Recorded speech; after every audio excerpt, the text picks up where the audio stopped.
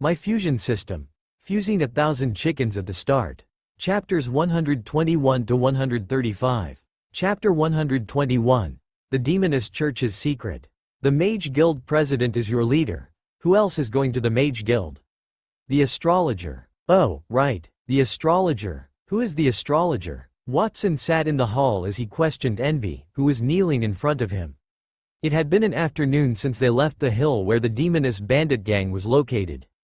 Watson had already returned to Black Moon Castle with a large group of men. At the same time, he sent the manor owners back to their respective residences to comfort them. As soon as he returned to the castle, he ordered the guards to rest while he stayed in the hall to interrogate the Demoness bandit gang leaders he had just brought back. He chose to separate the Demoness bandit gang leaders and interrogate them individually. That way, he could prevent them from colluding with each other. If there was anything that did not match during the interrogation, then someone must have lied. After he returned, he took off the 6-in-1 Great Sin mask and placed it in his spatial bag. The mask was as thin as a cicada's wing. Even if he had no direct contact with it and it was obstructed by space, it still affected his emotions. That was the power of platinum tier equipment. Even though the side effects were powerful, the results were not weak either. Overall, Watson was still delighted. Envy was respectful when Watson questioned her. She lowered his head and said, "Young Master Watson, do you really not know the astrologer?" The astrologer, Antonio, was also known as the sage by the people in the kingdom. They said that he had existed since the establishment of the Holy Dragon Kingdom. He had helped the late king to conquer a large territory and witnessed the growth of the royal family's descendants. Some people said that he had mastered the art of immortality. Many powerful mages in the kingdom were his disciples, and he had created hundreds of spells. Antonio was also the idol of all the mages in the kingdom. Even if Envy was not a mage, she had heard of that person. She did not expect that Watson, a gold-tier mage and a master of some kind of powerful magic, did not know anything about Antonio. Perhaps the border count had not told him because he was an illegitimate son? Envy was still confused when Watson asked, "Forget it. Let's not talk about that astrologer for now. Tell me, your leader is Pride, and she is also the Mage Guild president. What is going on?" No matter how powerful the astrologer was, he was only a platinum tier elite. Even if he had heard about Folsom and wanted to take revenge for the Mage Guild, Watson was not afraid as he had the Great Sin Mask. However, he still had his family and friends in Black Moon Castle. He had to increase his strength quickly to protect himself, though that was not the most urgent matter at hand. The most important issue at that moment was Pride.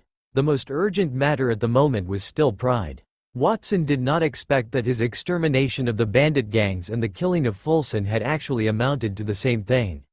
After he had killed Pride's subordinates 2 times over, so he knew that the Mage Guild president, Audrey, would not let him off that easily. It gave him a headache. He had thought that after he was a gold-tier elite, he would become the overlord at the border. As long as he did not provoke the border count, he would be able to do whatever he wanted. Then, he realized that the world was quite tiny. There were so many low-profile elites in a small place like the border. Young Master Watson, if you want to know about that, then we'd have to start with the origins of the Demoness bandit gang. Envy cleared her throat. Young Master Watson, do you know that the Demoness bandit gang's predecessor was the Demoness Church, which was once the kingdom's official religion? Then, for some reason, the king ordered its destruction? I know. The reason the Demoness Church was exterminated was because of the former queen, Lady Avril. Lady Avril was the border count's sister. She had half-elf blood and was the most beautiful woman in the kingdom at that time. The king loved her dearly, and he swore that he would only marry one woman for the rest of his life. Unfortunately, some bad things happened later. Envy looked melancholic. She seemed a little angry when she said that. The ministers reported that Lady Avril studied evil magic. They said that she used humans for sacrifices, and they found many animal and human corpses in her room. Watson nodded. Even though Avril was beautiful, she had a vicious heart, so the king endured the pain and killed her. His father, Edward, had told him some of those things during dinner, but he had not explained them in detail. Nonsense! Envy shouted. She even frightened Watson. When she realized that she had lost her composure, Envy quickly put on a straight face and took a deep breath to calm down. I'm sorry, young Master Watson, I didn't mean to be disrespectful to you. Lady Avril is truly a kind person. I can guarantee that she has never done all those things. Those who said that she was evil were either jealous of her or wanted to frame her on purpose. You seemed very familiar with Queen Avril. That's right, my real name is Denise. I am Lady Avril's personal maid. Well, I used to be, Envy said. The scales on her face that symbolized the fire elves glowed with excitement. Avril was born in the beautiful elven kingdom, the Forest of Eternity. The Moon Elves, the most powerful race there, were the pearl of all elves. As the Fire Elves were born with stronger combat abilities, they had been the Moon Elves' guardians for generations. Denise and Avril had been good friends since they were young. That's why I'm different from the other demoness bandit gang leaders. Rebuilding the Great Sin Mask and restoring the glory of the primordial demoness are just empty words to them.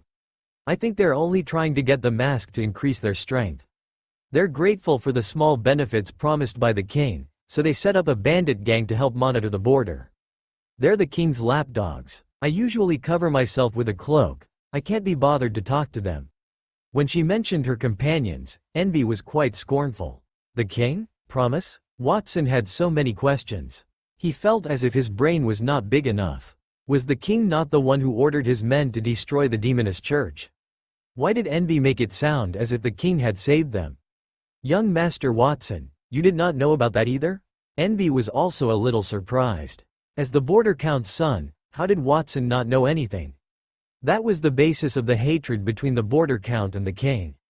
Perhaps Watson was too young, so the border count did not tell him. Envy decided not to think about that. She said, You can't trust a man's words, especially someone with so much power. The king had said that he would only marry Lady Avril for the rest of his life. Now, he has another woman. He might think that he saved us from the demoness church to repay the debt he owed to Lady Avril. But how can he make up for it when she's already dead? Oh my God. Watson did not expect that he would be involved in the enmity between the king and the border count because he had annihilated a bandit gang. Goodness. I thought I'd cling to the border count's legs, but I think I need to reconsider that. Perhaps the king would observe his every move. If he were to take on the Holy Dragon Kingdom at that point, it would be no different than a mantis trying to stop a chariot. Continue. Watson scratched his head. He still had many things that he did not understand. For example, how could Envy, as the queen's guard, only be at the silver tier? Why was Avril framed? Why was Envy so respectful to him? Then I'll continue. Envy did not stand on ceremony. She thought that Watson was the border count's illegitimate son. He would know about those things eventually. What else was there to hide? Chapter 122, The Most Outstanding Child. I can't believe the demoness church had such a background. I wonder if Watson's destruction of the demoness bandit gang is a good thing or a bad thing? Zeke and Zenoa were leaning against the door outside the room as they eavesdropped on Watson and Envy's conversation. Zeke was the one who said that, and he looked worried. After he spoke, Zenoa immediately replied, What's done is done. There's no point in worrying about it. Anyway, Watson provoked them because of us. If the bandits had not robbed them, Watson would not have wanted to kill all of them, and he would not have been involved in such a thing. You do admit that it's because of you too? They heard a dignified voice. Zeke and Zenoa turned around and saw their eldest brother, Vincent, behind them. He stared at them with a serious expression. Eldest brother, why are you here? Ouch, it hurts. Without giving them a chance to speak, Vincent grabbed and twisted their ears. Even though Watson is much smarter than his peers, he's still a child. I don't feel at ease letting him do the interrogation by himself, so I came to take a look. You two are no help at all. Since you have time to eavesdrop, why don't you calculate the losses from the first battle? Although we had no casualties, the knights were still injured, and several hundred silver tier 2 winged ligers were also lost. Eldest brother, we know we're to blame. Zeke could only nod in agreement to Vincent's words. They turned around and left helplessly. After watching the two of them leave, Vincent looked around and found no one nearby. He leaned on the door and pressed his ear against it. He had reprimanded his two younger brothers, but he also wanted to hear what Watson had to say to Envy. Those secrets were vital. Otherwise, Watson would not have interrogated her alone. The more he knew, the more dangerous it would be for him. However, no one could control their curiosity. Faint sounds came from the room.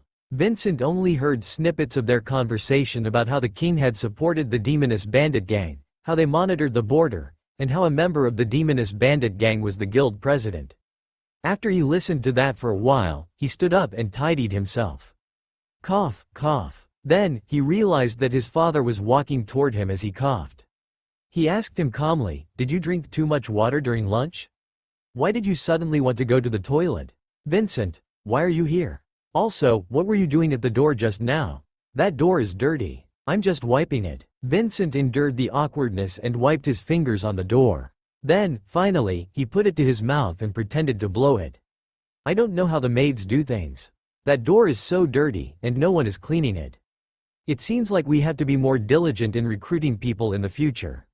"Master Vincent, Master Edward, is there a problem with the cleanliness?"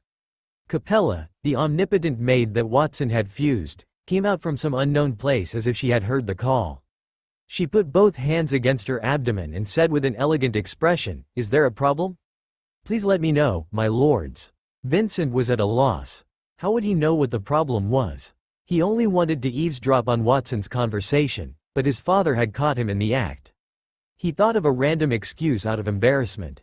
"In short, that door is filthy."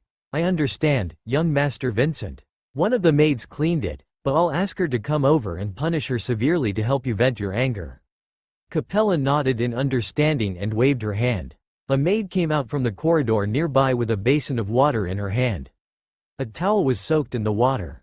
The maid was dressed in a black and white uniform with a beautiful garland on her head. She did not have any makeup on her face. Her slender beauty and exquisite facial features matched her perfectly. One look and one could tell that she was a beautiful woman. After the maid reached them, her gaze lingered on Vincent's face for a few seconds before she lowered her head with a conflicted expression. "Head housemaid Capella, how may I help you? Did you clean that door?" The maid answered honestly, "Yes, I did. Young Master Vincent feels that that door is still filthy. Why don't you clean it again?" "No, do it 10 more times. As a maid, it's our job to serve our master. If our master is displeased, it means that we have failed at our duty. If you can't satisfy young Master Vincent after 10 times, then you can leave Black Moon Castle on your own accord." Capella sounded firm. She was the manor's head housemaid. Watson gave her the right to reprimand or change her maids. "Head housemaid Capella, please give me another chance. The maid knelt on the ground and begged bitterly. Then, a hand reached toward her and pulled her up gently. "Monica? You're Miss Monica, right? Capella, I know her. Let's forget what happened just now." Vincent looked at the maid in front of him with an indescribable expression. She was none other than Master Wilbur's daughter. Ever since they seized Wilbur List Manor, the people from that manor had moved to Black Moon Castle as subordinates, and Monica was one of them. When she first became a maid, Monica complained about things like how she was from a noble family, and she should not serve anyone else, how someone should serve her, or how she would kill everyone. Capella had beaten her for 2 days before her tears stopped. After that, she became much more restrained. At that moment, Monica suddenly thought of her father's death. Anger surfaced in her eyes, followed by deep sorrow. It changed several times. She gritted her teeth and pushed Vincent's hand away before she turned around and ran away. "Young Master Vincent, how dare she be so disrespectful to you? I will bring her back now." Capella's gaze turned cold. "No need, let her go." Vincent smiled bitterly. He had wanted to marry Monica because of the benefits for his family. So even though he had no feelings for her, he could not say that he did not have any feelings at all. Plus, Monica's father had died because of Black Moon Castle, so he had some sympathy for her. Furthermore, he felt that Monica had changed. She was not as unruly as she used to be. She gave him a different feeling then. Should he ask Watson for Monica to be his personal maid? He could also tell his father about that. With that thought in mind, Vincent turned around and suddenly felt a little lost. His father, who had said that he was going to the toilet, had disappeared without a trace. At the stairs on the second floor of the mansion, Edward patted his chest. "You scared me to death. I almost got caught eavesdropping on Watson's conversation. Fortunately, Vincent only found Zeke and not me." "How old are you? Why are you still doing such a childish thing? If you are worried about Watson, why don't you just go in there and listen?" Catherine wore a light muslin dress. She leaned against the corridor wall of the corridor. Her posture showed her beautiful figure. "Catherine, so you're here too." Edward was stunned at first, then he scratched his cheek and revealed a shy expression. "I don't want to give Watson any pressure." He brought the demoness bandit gang home and deliberately sent the guards away because he knew that things were not that simple. If he were to tell us about it, it might cause us to panic. "I've decided to be a father who watches from afar, so." "You mean you're lazy? What excuse do you have?" Catherine rolled her eyes as if she had thought of something. "Edward, that matter has something to do with you too. The reason you were expelled by the Saint Laurent family back then was that they had followed His Majesty's order and asked you to." "Catherine." Before his wife could finish her sentence, Edward interrupted her with a solemn expression. "That matter has already passed. I hope you won't bring it up again. Don't you intend to tell Watson about that?" "There's no need because." Edward glanced down the stairs. The corners of his mouth rose, and his eyes were filled with satisfaction. "Even if I don't say anything, that child will do everything well, to the extent that it is beyond my expectations. I have to admit that he is the most outstanding of all my children, and he is also my pride." Catherine, who stood at the side, revealed the same smile and corrected him. "No, he is our pride." Chapter 123. How to Stay in the Storeroom. Watson walked out of the hall with a headache. He looked at the sky outside and realized that it was already evening. He had spent the entire afternoon interrogating the demoness bandit gang leaders. Most of the time, he asked about the grudges between the king and the border count. The demoness bandit gang leaders all gave similar accounts, and Watson managed to get the whole story as he stitched their stories together.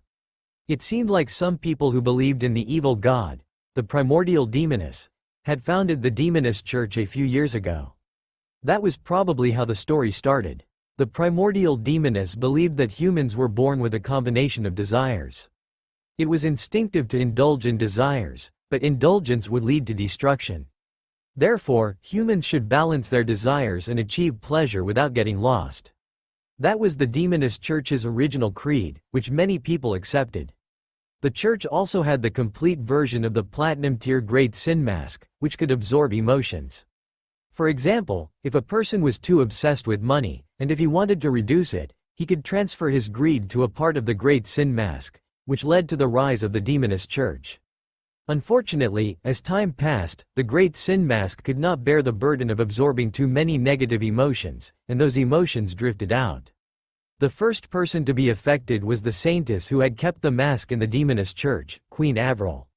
Due to the mosque's influence, Avril had transformed from a beautiful and kind empress who loved her people to a dark-hearted woman who abused her subordinates and animals.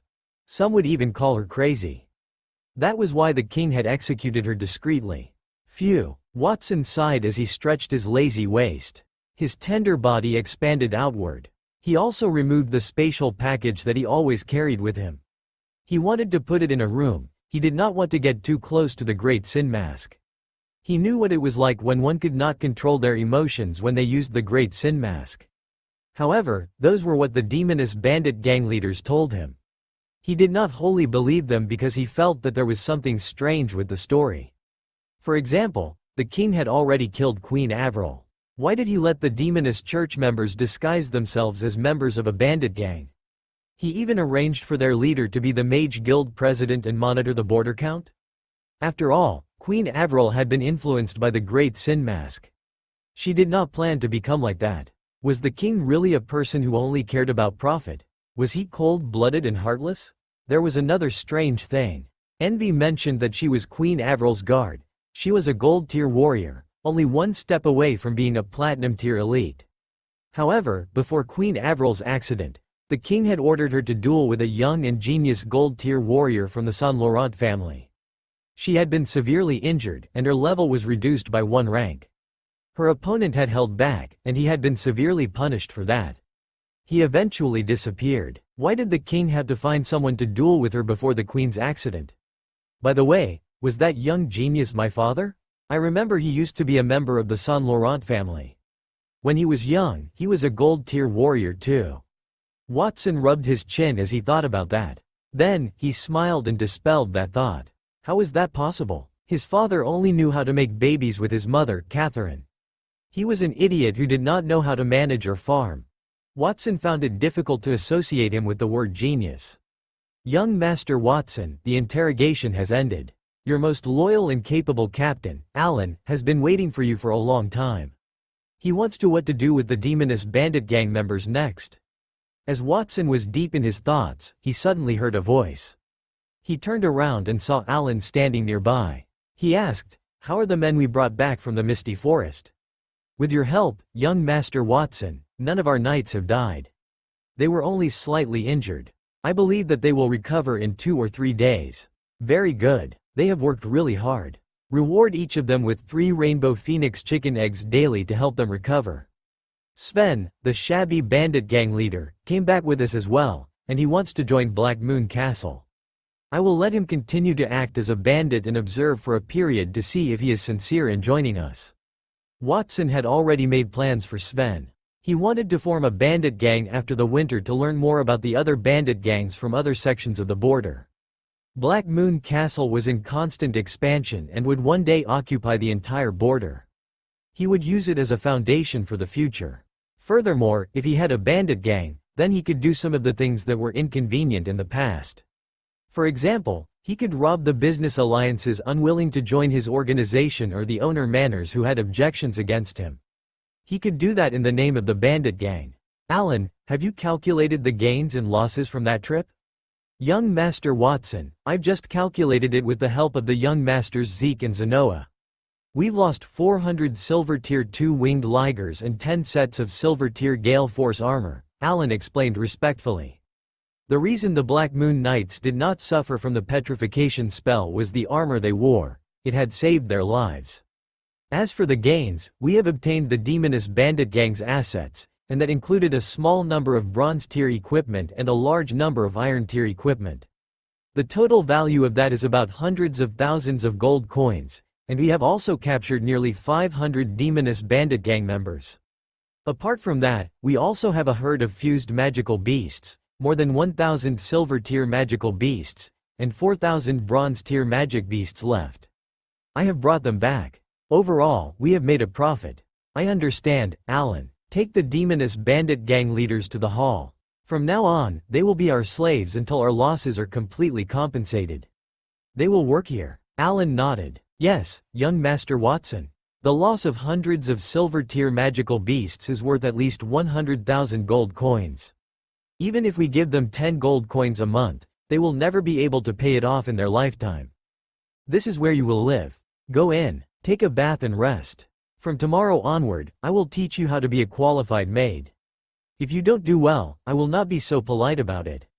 Capella led the 6 Demoness Bandit Gang leaders to a few spacious bedrooms. After she gave them a few instructions, she turned around and left. Are we really going to live here? The youngest girl looked around the room and asked helplessly. This is all because of envy. If she hadn't betrayed us, we could have escaped even if we were no match for that brat. She looked dissatisfied, and her thin lips pursed tightly.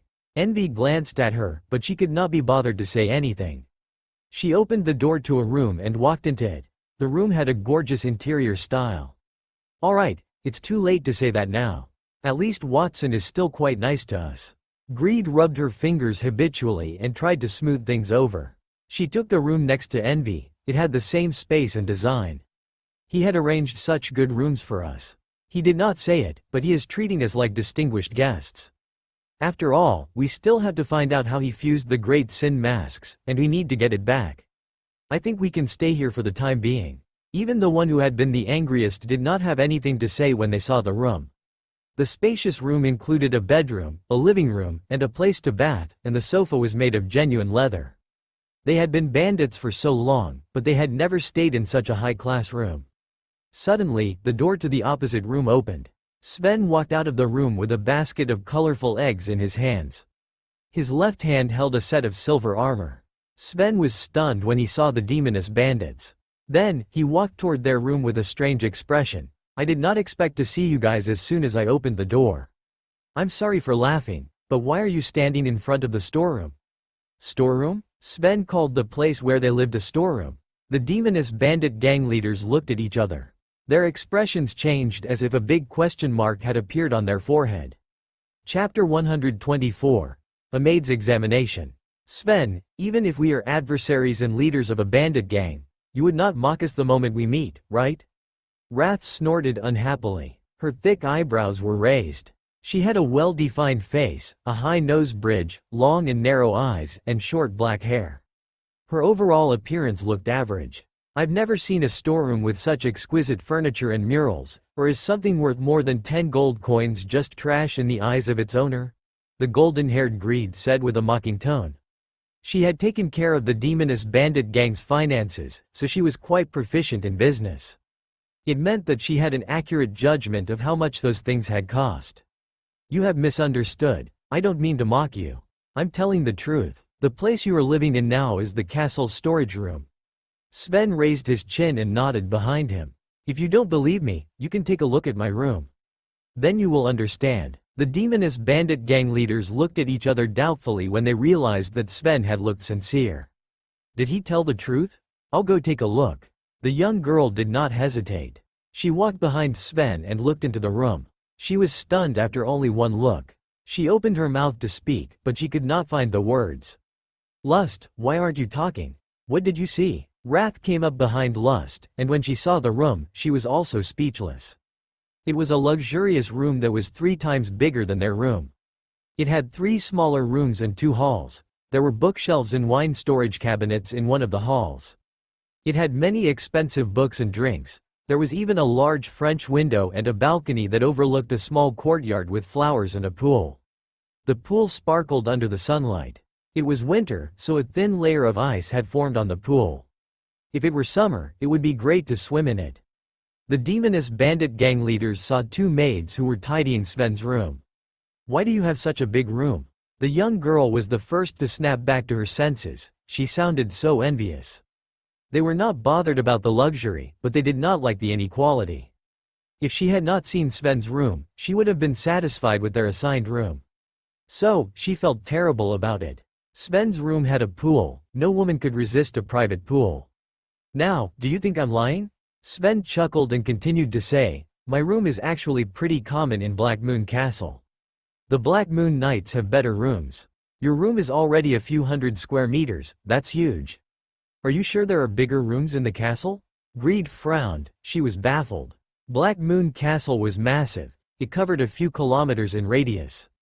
However, the actual building was a 4-story structure. If every room were that big, then there would not be that many rooms. Don't misunderstand. There are not many rooms in Black Moon Castle that are bigger than this. But who said that the Black Moon Knights live here? Sven revealed a profound expression. As the guards of the castle, if they do not live here, where would they live? Sloth, who had not spoken at all, asked. Her snow-white eyelashes fluttered slightly. You should have seen those manors outside of Black Moon Castle on your way to the castle. The guards live in those manors. Other than Black Moon Castle, there were also more than 10 manors in Black Moon Town. When Sven first came, he thought those manors belonged to other manor owners. Later, he found out that the knights were in the castle grounds during the day for training, and they would leave to their home in one of those manors at night. He had also asked the knights' captain, Alan. According to Alan, the 3 best manors were the ones Watson gave to him, List, and William after their battle with the manor owners' allied forces. The other guards had to buy those manors with their own money if they wanted to live there. The Black Moon Knights had a fixed monthly salary of at least 10 gold coins. They would also get 3 rainbow phoenix chicken eggs every day, and each of those eggs can be sold for 10 gold coins. Altogether, they could earn a few hundred gold coins in a month. It meant that a few of them could share a manor. Some guards even pay for maid services from Black Moon Castle. Sven was shocked when he found out about that. The guards were also servants in a castle. Everyone would think of them as lowly and without any right to complain. He had never heard of guards with servants of their own. Was that for real? The demoness bandit gang leader's lips twitched as they fell into shock. That sounded too good. It was no wonder that Sven said that they lived in a storeroom. It seemed like their living conditions were quite terrible when compared to the guards in their own manors. Oh, right. Besides the rooms, each of them also gets a rainbow phoenix chicken egg daily, a monthly salary, and a set of silver tier armor. Do you get any of that? Sven thought for a moment and said, also, I just remembered that those who joined Black Moon Castle could also get a silver tier mount. Well, I'm on my way to look for young Master Watson to get my mount. As for you, stop talking. Wrath was furious, she gritted her teeth. She finally understood that Sven was there to show off to them. The rainbow phoenix chicken was a legendary gold-tier magical beast. She had only heard of it, she had never seen it before. As for the silver-tier armor, only the demoness bandit gang leader had the right to use the silver-tier equipment, the broken Great Sin Mask. As one of the 3 great bandit gangs at the border, the demoness bandit gang had many assets in addition to their heritage in the past. However, other than the magical array used to summon the primordial demoness, they were nothing compared to Black Moon Castle. I'll take my leave. Have a good rest in the utility room. Sven laughed and turned around to leave. It had been a long time since he felt so comfortable. His former rivals had been defeated in front of him. Initially, he had wanted to join Black Moon Castle because he had no choice. However, he decided that he really did want to join them, even if he only served as a small guard. He had more resources in his hands than in the past. After they watched Sven leave, Wrath looked at their assigned room. She did not feel good about it. They have underestimated us. It seems like before we could explore Watson's secret in fusing the Great Sin Mask, we must first raise our status here. At the very least, we must get a rainbow phoenix chicken egg to taste. The young girl wiped her mouth with desire. She did not crave the rainbow phoenix chicken egg, she had a reason for that. It looked like she was not even comparable to a guard. Her status was too low, she would not be able to get any information about anything. What did that woman, Capella, say just now? She wants us to be maids here. Let us perform well so that they will see how outstanding we are. At that moment, the demoness bandit gang leaders clenched their fists and made up their minds. They were silver-tier elites, it would be easy for them to be maids or clean rooms. Chapter 125. Go and get young Master Watson. The day passed quickly. The next morning, the demoness bandit gang leaders woke up early and stood outside the mansion. They were ready to welcome Capella's test. Let me introduce you. That young lady is Wendy. She is the second most outstanding maid in the mansion after me. She is also the other head housemaid in the castle. If you have any questions, you can ask her. Capella pointed at a pretty girl with emerald green hair beside her. Wendy curled her lips in displeasure and corrected her. Sister Capella, why am I the second most outstanding maid? Is that what young Master Watson said? She and Capella were both head housemaids. Each of them was responsible for leading a group of maids. There was a monthly competition. Whomever's employee performed better would receive additional rewards. Wendy did not care about the rewards. She just wanted Watson to think highly of her. She had been the only head housemaid in the castle. When Watson decided to let Capella be the head housemaid, she had asked Watson if he was dissatisfied with her or if she had done something wrong. Watson told her that she had done well, but every position needed some competition. Competitiveness was the source of human progress. Just like the captain and vice captain of the guards in Black Moon Castle, if the vice captain wanted to become the captain, then he had to become more outstanding. If the captain did not want to be replaced, then he had to work twice as hard. Even though Wendy did not quite understand what Watson meant, she still felt that the young man was very powerful. She did not know how Watson, who was about the same age as her, knew so much.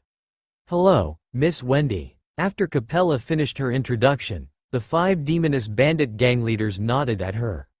Greed asked, Chief Capella, may I ask what we are going to do now? Her face was full of fighting spirit. She held an ancient gold coin in her right hand and rubbed it gently. She could not wait to show off her ability so that the people of Black Moon Castle could see her competence. I'll assign you a task.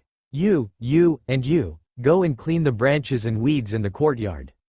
Remember, the courtyard is the front of a nobleman, which reflects the taste of the noble master. If he can't even manage his courtyard, then the guests won't be in the mood to enter the manor. Capella tapped on greed, envy, and lust and told them to take charge of the courtyard. As for Wrath and Sloth, she said, you two can stay behind and clean the rooms. A qualified noble must have not only a luxurious and elegant courtyard but also a spotless room, even if those rooms are not occupied. We understand. The demoness bandit gang leaders looked at each other. Then, they spread the combat aura wings on their backs and went straight to the place that Capella had directed. In a flower bed in the courtyard. This the place we need to trim? The young girl looked around her and realized that the flower bed stretched for several kilometers and surrounded the entire castle. Even though it was called a flower bed, it was planted with many valuable medicinal herbs. There was also a spacious wheat field outside the flower bed. Crystal-like wheat swayed in the wind in that field. It was almost ready for harvest. People dressed like farmers could be seen combing the wheat field. A few maids were also there. They held huge scissors as they tended to the medicinal herbs on the flower bed. The air was filled with the unique fragrance of plants. Its scent made people feel as if their combat aura was circulating at a faster speed. Cultivation in that courtyard was at least 3 times faster than cultivation in the outside world. Look at the variety of that wheat, it seems to be bronze tier. I've heard that that color of wheat can only be found in the north. It's very rare in the kingdom. I did not expect they would have so many here. There are also those medicinal herbs in the garden. Bronze tier medicinal herbs such as the sunflower can increase one's strength and fire elemental combat aura's power. The silver tier moonlight demonic grass, and look over there. I think that's a gold tier 7 treasures glazed ginseng. Black Moon Castle is really rich. Lust sighed. If she had not experienced Sven's ridicule yesterday, her mental endurance would have been much stronger. Otherwise, she would have cried out in surprise and treated the room that she thought was gorgeous as a storeroom. It did not seem like it was difficult to understand why they cultivated the precious medicinal herbs. The flower beds in Black Moon Castle are divided into 12 regions. Each region cultivates different quality medicinal herbs. The quality of the medicinal herbs in Region 1 is the worst. You are now in Region 1. Even if you cut and destroy the medicinal herbs here, we won't lose much money. Capella's voice echoed from afar. So many precious medicinal herbs, but it was the worst grade? The demoness bandit gang leaders fell into silence. They were a little surprised again.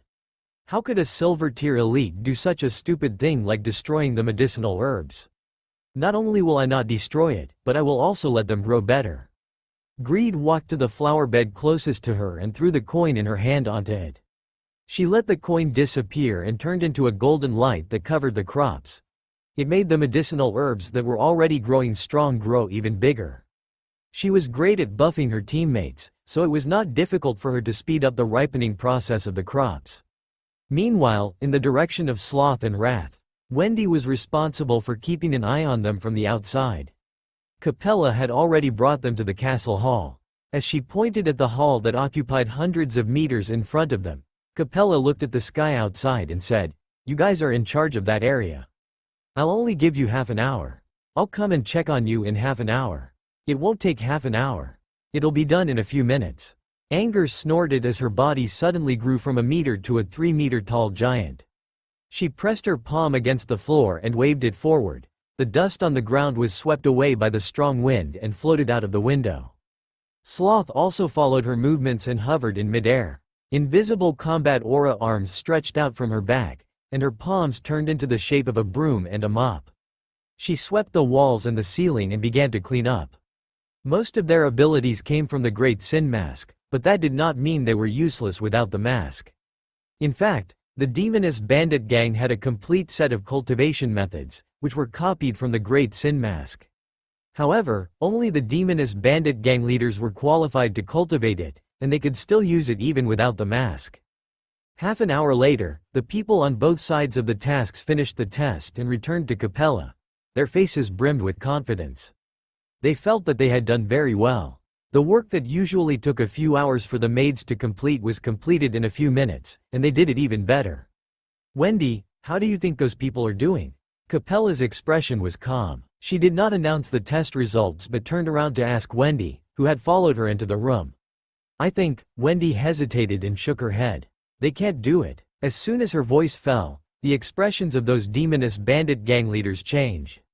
They were about to ask why she said that when they heard Capella's cold snort. "You guys are really the worst batch of maids that I've ever taught. Your name is Lust, right?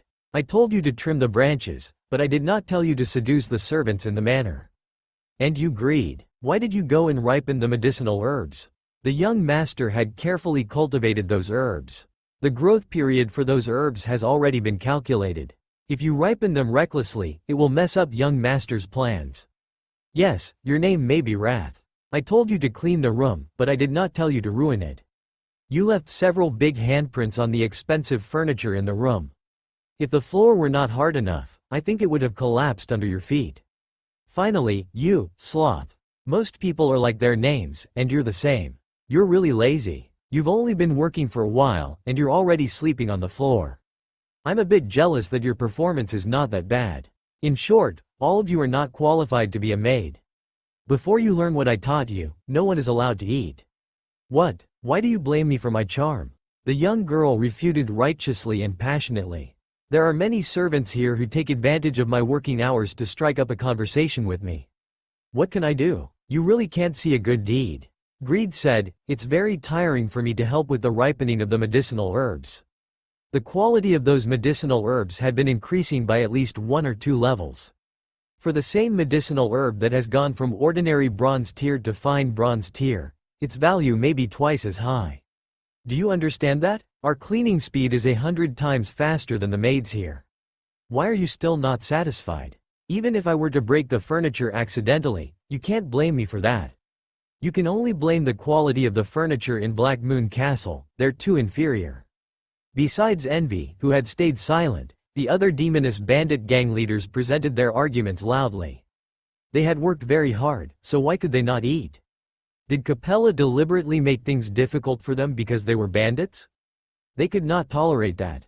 Sister Capella, what do we do now? Wendy looked a little afraid when she saw how arrogant those women had looked. Capella was livid. She waved her hand and said, go and get young Master Watson here. Chapter 126. Fusing the 9-colored ginseng. Watson sat on a bed in one of the bedrooms of Black Moon Castle. There was a spatial pouch on it, and the great sin mask was in his hand. It was as thin as a cicada's wing. If it doesn't have any side effects, I can carry it with me all the time. Should I try fusing the mask with other equipment to see if I can change its attributes? Watson thought. If he equipped the Great Sin Mask, he could gain more than 10 skills out of thin air. Who would not want to keep such good equipment with him? However, its effect on emotions was a little intense. For example, if he were only to touch the mask, his stomach would rumble non-stop. He felt hungry and wanted to eat everything in front of him. That feeling originated from the desire to overeat. Perhaps it was because he did not eat in the morning, but that desire was magnified infinitely. He had to find a suitable solution. He had to become stronger to protect his family. Young Master Watson, are you there? At that moment, Wendy's familiar gentle voice echoed from outside the room. Watson looked up and put the mask down. Come in. Click. The door was pushed open with a crisp sound. Wendy walked into the room, put her hands on her abdomen, and bowed to him. Young Master Watson, Sister Capella told me to look for you. The female bandits you brought back had some problems during their training. What problems? Are they not listening to Capella's orders? A cold light flashed in Watson's tender eyes. At that moment, he suddenly felt intense anger in his heart. He wanted to punish those women severely, but he tried his best to suppress it. Sort of. Wendy nodded and then shook her head. Even though they have completed the task given to them, they have done unnecessary things on their own. Now, because of that, Sister Capella has quarreled with them. I see. Take me there, I'll go take a look. Watson nodded and put the Great Sin Mask into the space pouch before he gestured for Wendy to lead the way. He did not think those bandits were good people anyway. They might not be able to control their desire to kill innocent people. Their hands were stained with blood. He had wanted to punish them when he brought them back. If they were, he would treat them as his subordinates. If they were not obedient, then he would fuse them. Just like what he had done to Capella. Tell me, what exactly did I do wrong when I accelerated the ripening of those medicinal herbs? If you did not do that to make things difficult for me, then can you give me a reason? Greed stood in front of Capella next to the flower bed outside Black Moon Castle. She pointed at the flourishing medicinal herbs in the garden as she spoke to Capella. Even though the women behind Greed did not say anything, they had the same expression on their faces. Obviously, they felt that there was nothing wrong with Greed's action. Capella deliberately made things difficult for them. I've already told you the reason just now. You've disrupted young Master's plan, Capella said coldly. Disrupted the plan? Greed sneered at her in mocking. Shortening the growth period of a medicinal herb that can only mature in a year to half a year, and increasing the medicinal effects by several times, is that what you called disrupting the plan? I don't think a maid like you knows anything. The two of them argued loudly as many servants watched and whispered nearby. Who are those people? They're so arrogant to question head housemaid Capella. Young Master Watson appointed her to be the head, and she has been handling everything in the house in an orderly manner. I've never seen her make any mistakes. I heard that those new maids were members of the demoness bandit gang. Bandits have bad tempers. However, head housemaid Capella has invited young Master Watson here. They're going to get it soon. The crowd discussed animatedly. At that moment, Watson had already walked out of the manor behind Wendy. At a glance, he saw a few people in an argument. Watson forward and asked, "What happened?" "Young Master Watson, I failed to teach those people. We can't keep them as maids. Please punish them, young master." Capella turned to face Watson and knelt on one knee respectfully. "You are wrong, indeed, but it has nothing to do with us, it is your incompetence," Greed said as she hugged herself. "Young Master Watson, I have nothing to say. Take a look at the flower bed. I have clearly done a good deed, and that maid doesn't know anything, yet she dares to criticize me. You were the ones who knew nothing." Watson pulled Capella up, turned his head to glance at the flower bed, and his face darkened. "Young Master Watson, it's not good to lie in front of so many people." Greed snorted coldly. Anyway, the matter had already been blown up, so she did not mind to blow it up a little more. Perhaps everyone could see how Watson was biased and did not know how to differentiate right from wrong. She wanted to see the other servants in the castle look down on him. "Lady Greed, have you ever cultivated silver tier medicinal herbs?" Watson did not get angry. Instead, he asked her calmly. "No, why?" Even though the demoness bandit gang was rich, they were not rich enough to cultivate silver tier medicinal herbs. "Then, do you know the basic skills to cultivate medicinal herbs? If you have something to say, young master, just say it." "There's no need to pretend with me," Greed replied impatiently. Then, Wrath said, "How does one plant the herbs? Put them in the soil and water and fertilize them at a fixed time every day?" "You're right. We do need to water and fertilize, but that's not enough. Every piece of land here has a fixed fertility rate. We'd lose the soil's fertility if we plant too many herbs on it. Similarly, you can't plant low-tier medicinal herbs near high-tier medicinal herbs.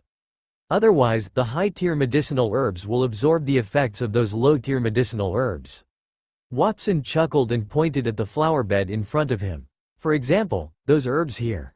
I calculated the distance for each herb to grow and the required nutrients, so I planted them here. If you do what you did, then that flower bed will be ruined. You can say as you wish, but do you have proof that the flower bed is ruined?" Greed looked dissatisfied. "If you want proof, I'll give it to you." Watson nodded as he pointed at the few 7 treasures glazed ginseng in the flower bed. "System fusion, activate. Congratulations, Master, for successfully fusing with the gold tier herb 7 treasures glazed ginseng. You have obtained a peaked gold tier 9 treasures glazed ginseng. The original effect of the gold tier 7 treasures glazed ginseng was that it could heal all injuries after consumption. Therefore, it was the most effective herb for elites below the gold tier. The stronger the user, the weaker the effect. Additional effect. After consumption, increases lifespan by 100 years. Gains 1000 caddies of strength. When consumed by a man, it increases his combat aura by half an hour in bed. Those 2 effects had been enhanced. Peaked gold tier herb, the 9 treasures glazed ginseng. Effect. After consumption, heals all injuries. Effective for those below platinum tier. Additional effect. After consumption, increases lifespan by 200 years. Increases strength by 3000 caddies. When consumed by a man, it increases his combat aura by 1 hour in bed. His attractiveness is also significantly increased. The 7 treasures glazed ginseng in the flower bed had turned into a stream of light before it fused and turned into 9-color ginseng. Its body size was much larger. It was a herb that was even more exquisite than fine handicrafts. 9-color ginseng? Greed widened her eyes. The legend said that the ginseng's color developed every 100 years. Thus, it was called the 1-color ginseng. The 9-color ginseng was already close to 1,000 years old. It was definitely a top-tier medicinal herb. Greed could use money to increase the crop's growth. However, it could only increase its age to another few years. Who would have thought that Watson could improve it by a few hundred years? Chapter 127. The Mage Guild's attack. That's right. That is the 9-colored ginseng, but that's not the point. Watson nodded affirmatively as he pointed at the flower bed.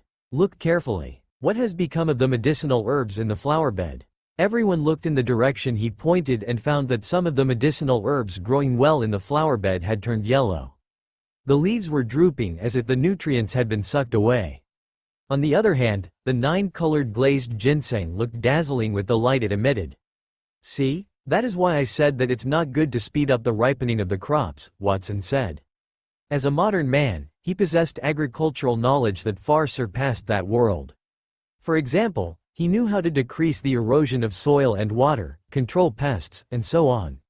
The farming methods in that world were very crude. They were using the 3/3 system of land commonly used in the Middle Ages. Large plots of good land were used to grow crops. The bad ones were used for idle farming, and the rest of the land was used to develop animal husbandry. On the one hand, they could sell the farmed livestock for money, and on the other hand, they could use the beasts' feces to restore fertility to the land. That was a very crude system. It did not have the science of modern agriculture processes at all, so the productivity in many parts of the kingdom was very low.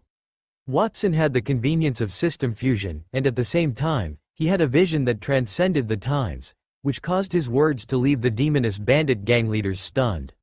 How did it become like that? Isn't the higher the level, the better? Greed could not understand it. A high-tier medicinal herb could actually absorb the nutrients of a low-tier crop. She felt that her worldview had been overturned. She would usually plant some crops when she was in the bandit gang because of her ability. She would watch them grow and reap the joy in her heart.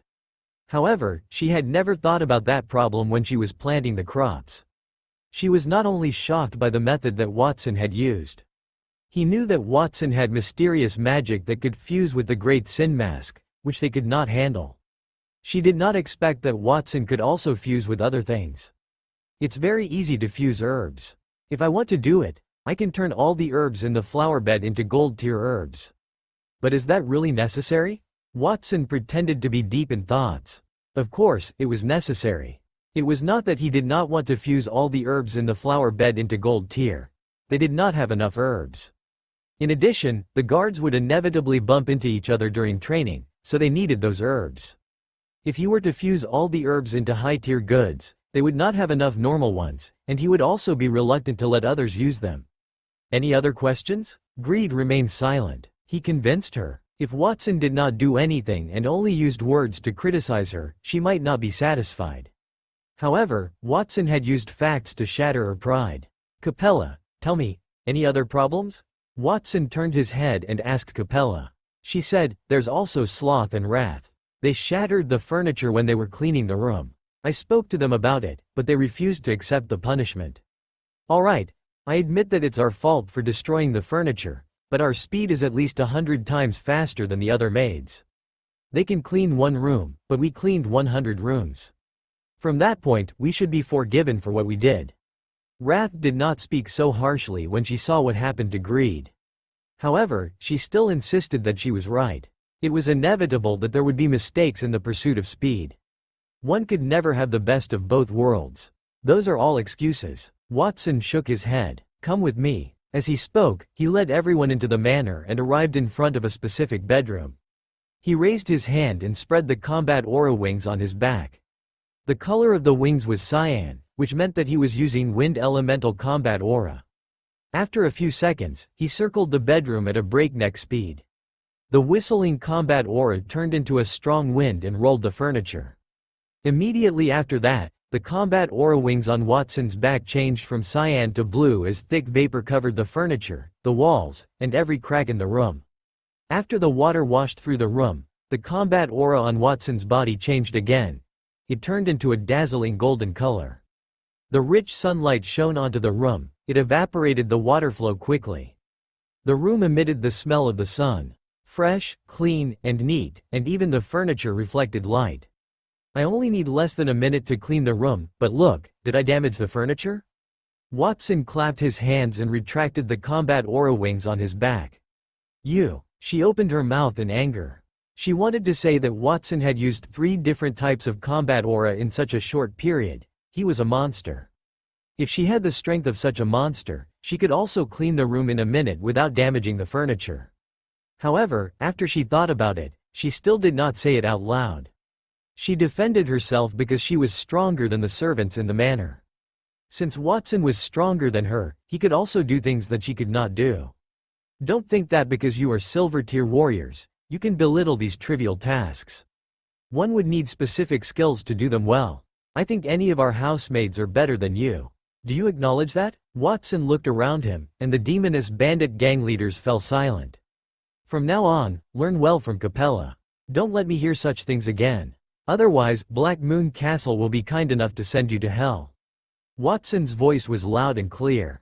The demoness bandit gang leaders looked at each other and lowered their heads in fear. Just as Watson had said, they looked down on maids because they thought they were more powerful. It seemed like they had to reflect on themselves. Capella, I'll leave the rest to you. Watson gestured to Capella before he turned around to leave. Yes, young Master Watson. Capella looked at Watson with admiration and respect. It was just as what she had expected of a young master. If she could not handle someone, then he would take care of it immediately. However, she did not know that Watson had sighed discreetly. Fortunately, I have the fusion system and have mastered all the different elemental combat aura. Otherwise, I would not be able to subdue those people. After that incident, they would still be a little more obedient. Otherwise, Watson decided that he did not need to fuse them as human fusion was equivalent to killing them. He was not willing to do that unless he was truly angered. Suddenly, he heard shouts from the guards from outside the castle. Young Master Watson, something terrible has happened. We received news from a manor owner that Monty Town's Mage Guild has recruited mercenaries and formed an army. They want to destroy Black Moon Castle and demand an explanation for Elder Fulson's death. Our spy could ride faster, so he was ahead of them. He reported that the Mage Guild would arrive in a day. Chapter 128, Strictly Enforced Words. Lady Audrey, Black Moon Castle is just ahead. We've already arranged for everyone to rest according to your instructions. A bronze-tier mage from the Mage Guild spoke respectfully to the woman in front of him. Very good. Audrey sat on a white horse. She played with her nails as she replied to him casually. They were at the outskirts of the misty forest. It was also the only way to get to Black Moon Castle from Monty Town. Horse carriages were parked around the forest, and there were armored mercenaries and mages in the carriages. They were eating and talking to each other. There were more than 100 of them, and their bodies emitted a powerful aura. The Mage Guild had organized an army of elites, and all the participants were at least bronze tier. 50 bronze tier warriors and mages, respectively, would be a destructive force if they were placed at the border. There were also a few silver and gold tier experts among those men, including Audrey and the North Wind mercenary group, Ron. The North Wind mercenary group was the largest mercenary group in Monty Town. The leader of the group, Ron, was a gold-tier warrior nicknamed the Wolf of the North Wind. It was rumored that Ron is part of a demi-human bloodline, the polar werewolves, which allowed him to transform into a ferocious magical wolf. He could tear other gold-tier magical beasts apart with his bare hands. At that moment, that ferocious warrior stood beside Audrey. His unruly gray hair hung over his shoulders, and his rough face had a wide grin on it. His wolf ears swayed gently as he said, "Audrey, I can't believe that you would spend so much money to eliminate a small and unknown faction at the border.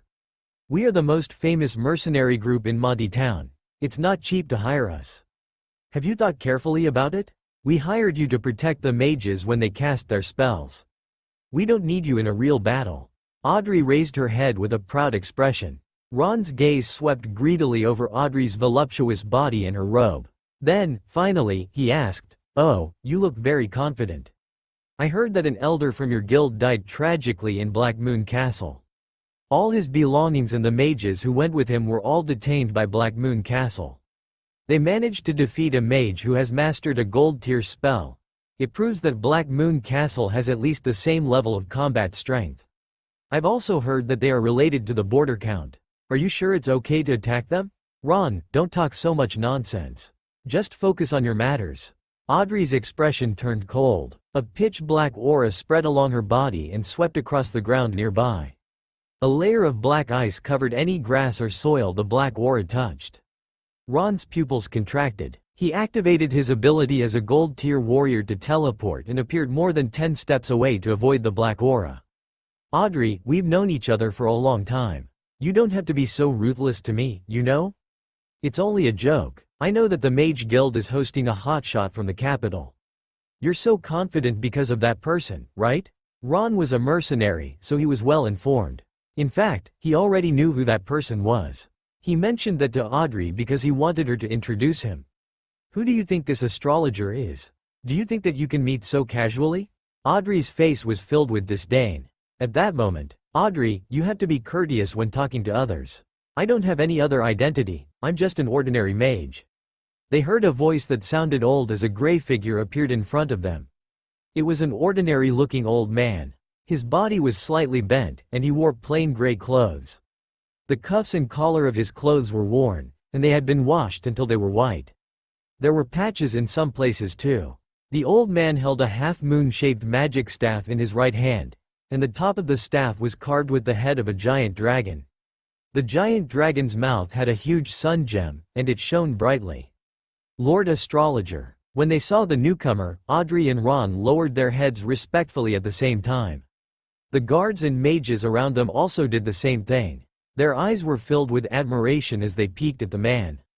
The old man looked ordinary, but they knew that it was because his strength was too different from theirs, so they could not sense his aura. The old man could destroy the world easily with a single stretch of his hand. Lord Astrologer, you just arrived at the border yesterday. Why don't you rest in the carriage? Audrey sounded a little anxious. She was Monty Town's chief mage, a gold-tier elite, and former Demoness's church's pride. She had a natural sense of superiority toward everyone, but not the old man in front of her. If she were a roaring tiger or a shocking dragon when she was angry, then the old man in front of her was the sky and the sea. He could tolerate everything, and there was no comparison at all. Audrey, there's no need to be so nervous. It's not the first time we've met. I had already spoken to you a few times when you were in the Demoness Church. Besides, when I was in the Temple of the Stars, I was always alone. I am tired of small places. The carriage you prepared for me is very comfortable, but I am still not used to it. I wanted to come down and get some fresh air. The old man stretched and looked upward. Look at how beautiful nature is. The birds and flowers smell nice, and the air is fresh. But, of course, it would be even better if there's a little rain. Whoosh! As soon as he finished speaking, a few thick dark clouds floated from the sky. The rain was fragrant, and the raindrops pelted the trees and people. The faint clouds and mist reflected the surroundings. It made it look like a fairyland. Strictly enforced words. The warriors had special characteristics every time they reached a certain level, and it was the same with mages. Silver-tier warriors' combat aura could transform into wings, and gold-tier warriors could teleport. The ability of silver-tier mages was to cast spells quickly, which meant it could shorten the time to do that. Gold-tier mages could master instant cast spells, and they did not even have to chant low-level spells to cast them. As for a platinum-tier mage, their words are always strictly enforced. They did not need to cast a spell. They could control their surroundings with just a thought. It was a spectacle. It was not a spell, but it was more powerful than ordinary spells. Ron and Audrey fell silent when they saw what had happened. They could feel the rain on their body. It made them stronger. The expressions of the people around them also became more respectful. That was the Platinum Mages, the Kingdom's mages. The old man stood in the rain and took a few deep breaths. Then, he turned his head and said, "I've had enough rest. We can continue on our journey now. Yesterday, you told me about Black Moon Castle. They killed one of yours, and I can help you to get rid of them. But, you have to do me a favor." His main purpose at the border was to meet someone. When he was in the Temple of the Stars, he sensed that someone had created a new magical element at the border. He wanted to see who did that. When he had arrived at the Mage Guild in Monty Town the previous night, Audrey had begged him to help her destroy Black Moon Castle. He had not cared about that, but since he was in a good mood, he had decided to agree to her request. "Really? Thank you so much, Lord Astrologer." Audrey could not hide her joy. She hesitated for a moment before she said, "I just sent someone to scout for information. Please wait for a moment. We will set off when my men return." She did not send her scout to Black Moon Castle but the Demoness bandit gang. She thought that Black Moon Castle's destruction was imminent since she had the astrologer's help. She wanted her fellow demoness bandit gang members to take over Black Moon Castle once they were destroyed. She knew that her scout would be back soon. Then, a man dressed as a mage flew down from the sky on a whirlwind. He reached her with a strange expression. Then, he whispered something into her ear. After she heard those words, Audrey's face changed. She exclaimed in surprise, "What did you say? The demoness bandit gang is destroyed?" Chapter 129. The Mysterious Platinum Tier Mage. Half an hour later, Audrey stood at the edge of the misty forest, away from the 5 mountains where the demoness bandit gang's lair had located. She stared at the collapsed peaks. It did not have the slightest hint of life. Her expression was blank. What happened? How did it become like that? The demoness bandit gang was still there when she went back a few days ago. How could the demoness bandit gang be annihilated in just a few days when she went to the Mage Guild to deal with some matters? The magical array that they had prepared for more than 10 years. A primordial demoness projection that could summon the strength of a platinum tier elite. Other than the border count, who else had the strength to defeat the primordial demoness projection? Did the border count finally have enough of that bandit, so he took action on them? Audrey, it seems like you've done quite a lot in the past few years at the border. The astrologer stood beside Audrey and looked at her meaningfully. Even though the mountain peak was filled with cracks and more than half of the sturdy iron chains were broken, the primordial demoness original head could still be seen on it. As the oldest and most knowledgeable mage in the kingdom, the astrologer recognized what the primordial demoness needed to summon the magical array. Furthermore, the magical array had been activated. I sensed the aura of a platinum tier spell here. The astrologer sniffed and looked in a direction. It was a pitch-black frozen pool located below the 5 mountains. The black surface bubbled. There was no vegetation on either side of the cold pool. The pool was hundreds of meters in circumference, and it emitted the aura of death. No matter how many years passed, it would still not change. That does not smell like Sylvan's work. It seems to be some kind of ancient magic that I am familiar with. Did Sylvan research that? Perhaps there was another mage with him? If Sylvan did not do that, then it must have been the person that he was looking for. That person must be very powerful to be able to create new magic elements that were not available in the world. It was something he had expected from a platinum tier mage. He had a very simple idea. He would find that mage and get information about the new magical element from him. At the same time, he could also rope the man into joining the kingdom. If the man were to refuse him, then he would have to kill him. He could not allow the new magic to flow to another country. Lord Astrologer, I did not do anything. Audrey was terrified when she heard the older man's words. She knew that he was a pacifist. She had killed many people to revive the demoness church over the years. If she angered him, then she would die at least 100 times. Forget it, Audrey. You're here because of His Majesty's arrangements. Since His Majesty hasn't said anything about what you've done, then I won't say anything. The astrologer waved his hand. I can use magic to reverse time and see who destroyed that place. Thank you, Lord Astrologer. Audrey thanked him hurriedly. She looked at the desolate mountains around her and pursed her lips tightly. She wanted to know who had done that. She would never let that person go. The preparations that she had worked so hard for more than 10 years had been destroyed just like that. No matter how good-tempered a person was, they would not be able to accept it. After the astrologer finished speaking, he raised the staff in his hand and waved it gently. Mysterious and unknown stars, the light that shuttles between the past and the future. Please give me guidance to illuminate the path that is lost. Light elemental platinum tier magic, time reversal. As the most knowledgeable mage in the kingdom, the astrologer had mastered all 6 types of magic: earth, fire, water, wind, light, and darkness. That was one of the reasons other people respected him. As the platinum tier magic was activated, the sun dimmed and was gradually covered by shadows. A black sun covered the sky and made the world lose its light. Everything darkened, and time began to reverse rapidly. The collapsed trees straightened again, the cracks disappeared, and the cracked mountains healed. A large number of monsters and human shadows began to appear in the sky. They looked a little blurry. Time returned to the day when Watson fought against the demoness bandits. After Watson snatched the Great Sin Mask, he cast the Platinum Tier Deep Sea Dragon's Breath spell. A huge black stream of water swept past and shattered the primordial demoness projection. It left a pool of water on the ground that would not disappear. So powerful. Who was that person? He could cast such a terrifying spell. Is there such a powerful person at the border? The other mages and mercenaries spoke in awe. Audrey's expression turned a little fearful when she saw that. She could not see the person who had released the magic. She only saw that the person wore the great sin mask. His body was young and tender, as if he was only a child. She had wanted to kill that assassin, but she had given up on that thought. Even though she was a confident person, she would not dare to fight against a platinum-tier mage.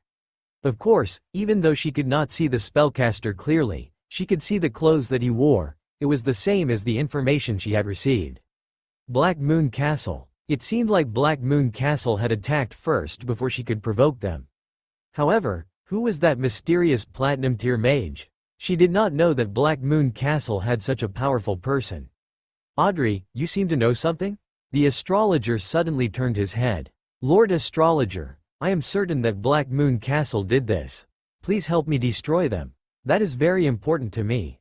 If you are willing to help, then I will pay any price for that. Audrey thought that the Demoness Church's revival was more important than anything else. Since the Black Moon Castle had destroyed that place, they must have taken away the Great Sin Mask. As she touched her face subconsciously, the killing intent in Audrey's eyes grew more assertive. Don't worry, I am now a little interested in Black Moon Castle. It's been many years since I've made a move, so I'll warm up properly this time. The astrologer's tone was calm. Then, with his voice, time no longer receded. The surrounding scenery returned to its original state. The cracks that had healed opened, and the trees collapsed again. The black shadow that covered the sun also disappeared. Everything was only an illusion. The only difference was that the ground where he stood had cracked open. Two giant palms rolled out from the ground, followed by a huge body that was dozens of meters tall. It had a bright gemstone in the middle and two massive drills in its hands. That was a rock giant that was summoned by magic. It dragged the astrologer upward and roared at the sky. The earth shook, and everyone around looked at it with respect. In Black Moon Castle's hall, Watson was accompanied by his guards when he met the manor owners who were there to report the news. They were Jack, Morgan, Christine, and Norton. Young Master Watson, the people from the Mage Guild will arrive in a day. I heard that they are bringing the largest mercenary group in Monty Town with them, and they also have a big hotshot from the royal city. What should we do? The person who spoke was Christine. She was the first to notice the Mage Guild's action. Perhaps it was because of her trade. She knew many people in Monty Town and was well informed. At that moment, she was wearing the gold-tier armor that Watson had fused last time. She did not look too panicked. If she had not seen Watson's strength, she might have panicked or simply cut off their connection with Black Moon Castle. However, she knew that Watson could cast platinum-tier magic. Young Master Watson, if you can't handle this, then perhaps you can ask the border count. If he is here, then the matter will be resolved quickly, Jack said. Morgan nodded and agreed as well. Yes, ask the border count? What did that have to do with the border count? Watson looked puzzled. He felt that the manor owners thought he had a good relationship with the border count, but he was only a dispensable pawn. Why would the count help him? Well, it was not the time to think about that. I know. If the Mage Guild is coming, then let them come. I have already prepared the means to deal with them. When they attacked the Demoness Bandit gang, Watson's most significant gain was the magical beasts he had fused within the Misty Forest. Even if more than half of them had been killed, there were still more than 1,000 silver-tier magical beasts and a few thousand bronze-tier ones left.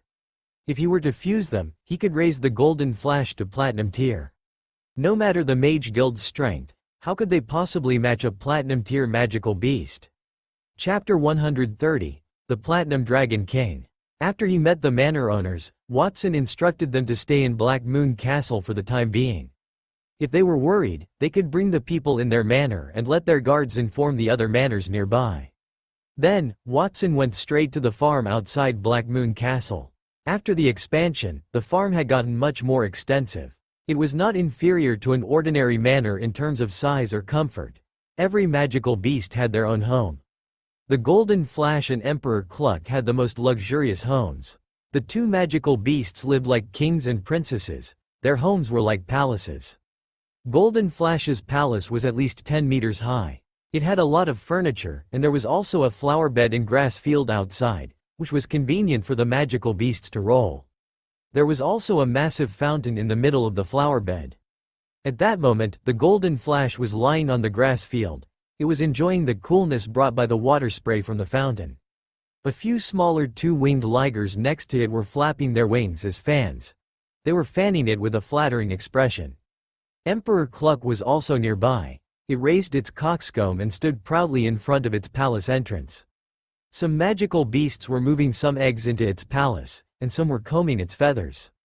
Those magical beasts included the two-winged ligers, as well as the magical beasts that Watson had brought back after the fusion at the Misty Forest 2 days ago. Many of those were silver tier beasts. The magical beasts in Black Moon Castle's farm were divided into two major factions. One of them was the Golden Flash faction, which was mainly composed of large magical beasts such as the ligers or the ice monstrous bear. The other was Emperor Cluck's faction, which was primarily made up of flying magical beasts such as the storm eagles. Even though they had only joined that big family for a day, the magical beasts had already recognized the farm's real boss. As Golden Flash and Emperor Cluck enjoyed themselves, they would glance at each other occasionally. Their gazes would meet in mid-air and sparks to fly. What a harmonious scene. Watson stood outside the farm and watched for a while before he walked into it. Even though many of the magical beasts in the farm were primitive beasts from the Misty Forest, and they retained their savage nature, as long as the Golden Flash and Emperor Cluck were around, those wild magical beasts would not dare to attack anyone. Watson was a little reluctant to fuse all those magical beasts. Perhaps it was because he was still too young. Watson felt a little sentimental, but he immediately dismissed that thought. The safety of his family was the most important thing. As if they heard his voice, Golden Flash and Emperor Cluck immediately turned their heads. Their eyes lit up as they rushed toward Watson. The two gold-tier magical beasts' posture sent all the other magical beasts nearby flying. Golden Flash was faster. In an instant, he had arrived in front of Watson. He climbed up onto Watson's shoulder along his calf and beamed proudly at Emperor Cluck, who was a step too late. Emperor Cluck raised its crest and stared at it arrogantly. It slowed down in front of Watson. It deliberately turned its head and used its colorful wings to touch Watson's feet. Watson sighed when he saw the two magical beasts' endearing nature, and he bent down and held Emperor Cluck in his arms. He stroked its feathers gently. Emperor Cluck had contributed a lot to that family. Black Moon Castle would not have such progression without Emperor Cluck's hard work. It was the same with the Golden Flash. It might have joined the family later, but it had protected them multiple times. Those two magical beasts were not only Watson's pets, but they were also his family. It was time to repay them. Golden Flash, Emperor Cluck, it's so good to have you by my side. In the future, I will definitely find more companions for you. But now, the family is in danger, and I need your help, so. As if it understood Watson's words, Golden Flash rubbed its fluffy head against him, indicating that he did not need to worry. Emperor Cluck also spread his wings and pecked his chest with his beak. A numbing sensation spread along his chest. Thank you. After he thanked them in his heart again, Watson closed his eyes, hugged the two magical beasts happily, and placed them on the ground. He turned his head to look at the thousands of magical beasts around him who were bowing respectfully to him and said, "Thank you too." Even though he had the fusion system, he did not take it for granted. Respecting life was true power. The more he used the system, the more he felt that way. System fusion, activate. Watson closed his eyes and stretched his hand. The surrounding magical beasts immediately turned into streaks of light that entangled the Golden Flash and Emperor Cluck. Watson fused all the large magical beasts with the Golden Flash.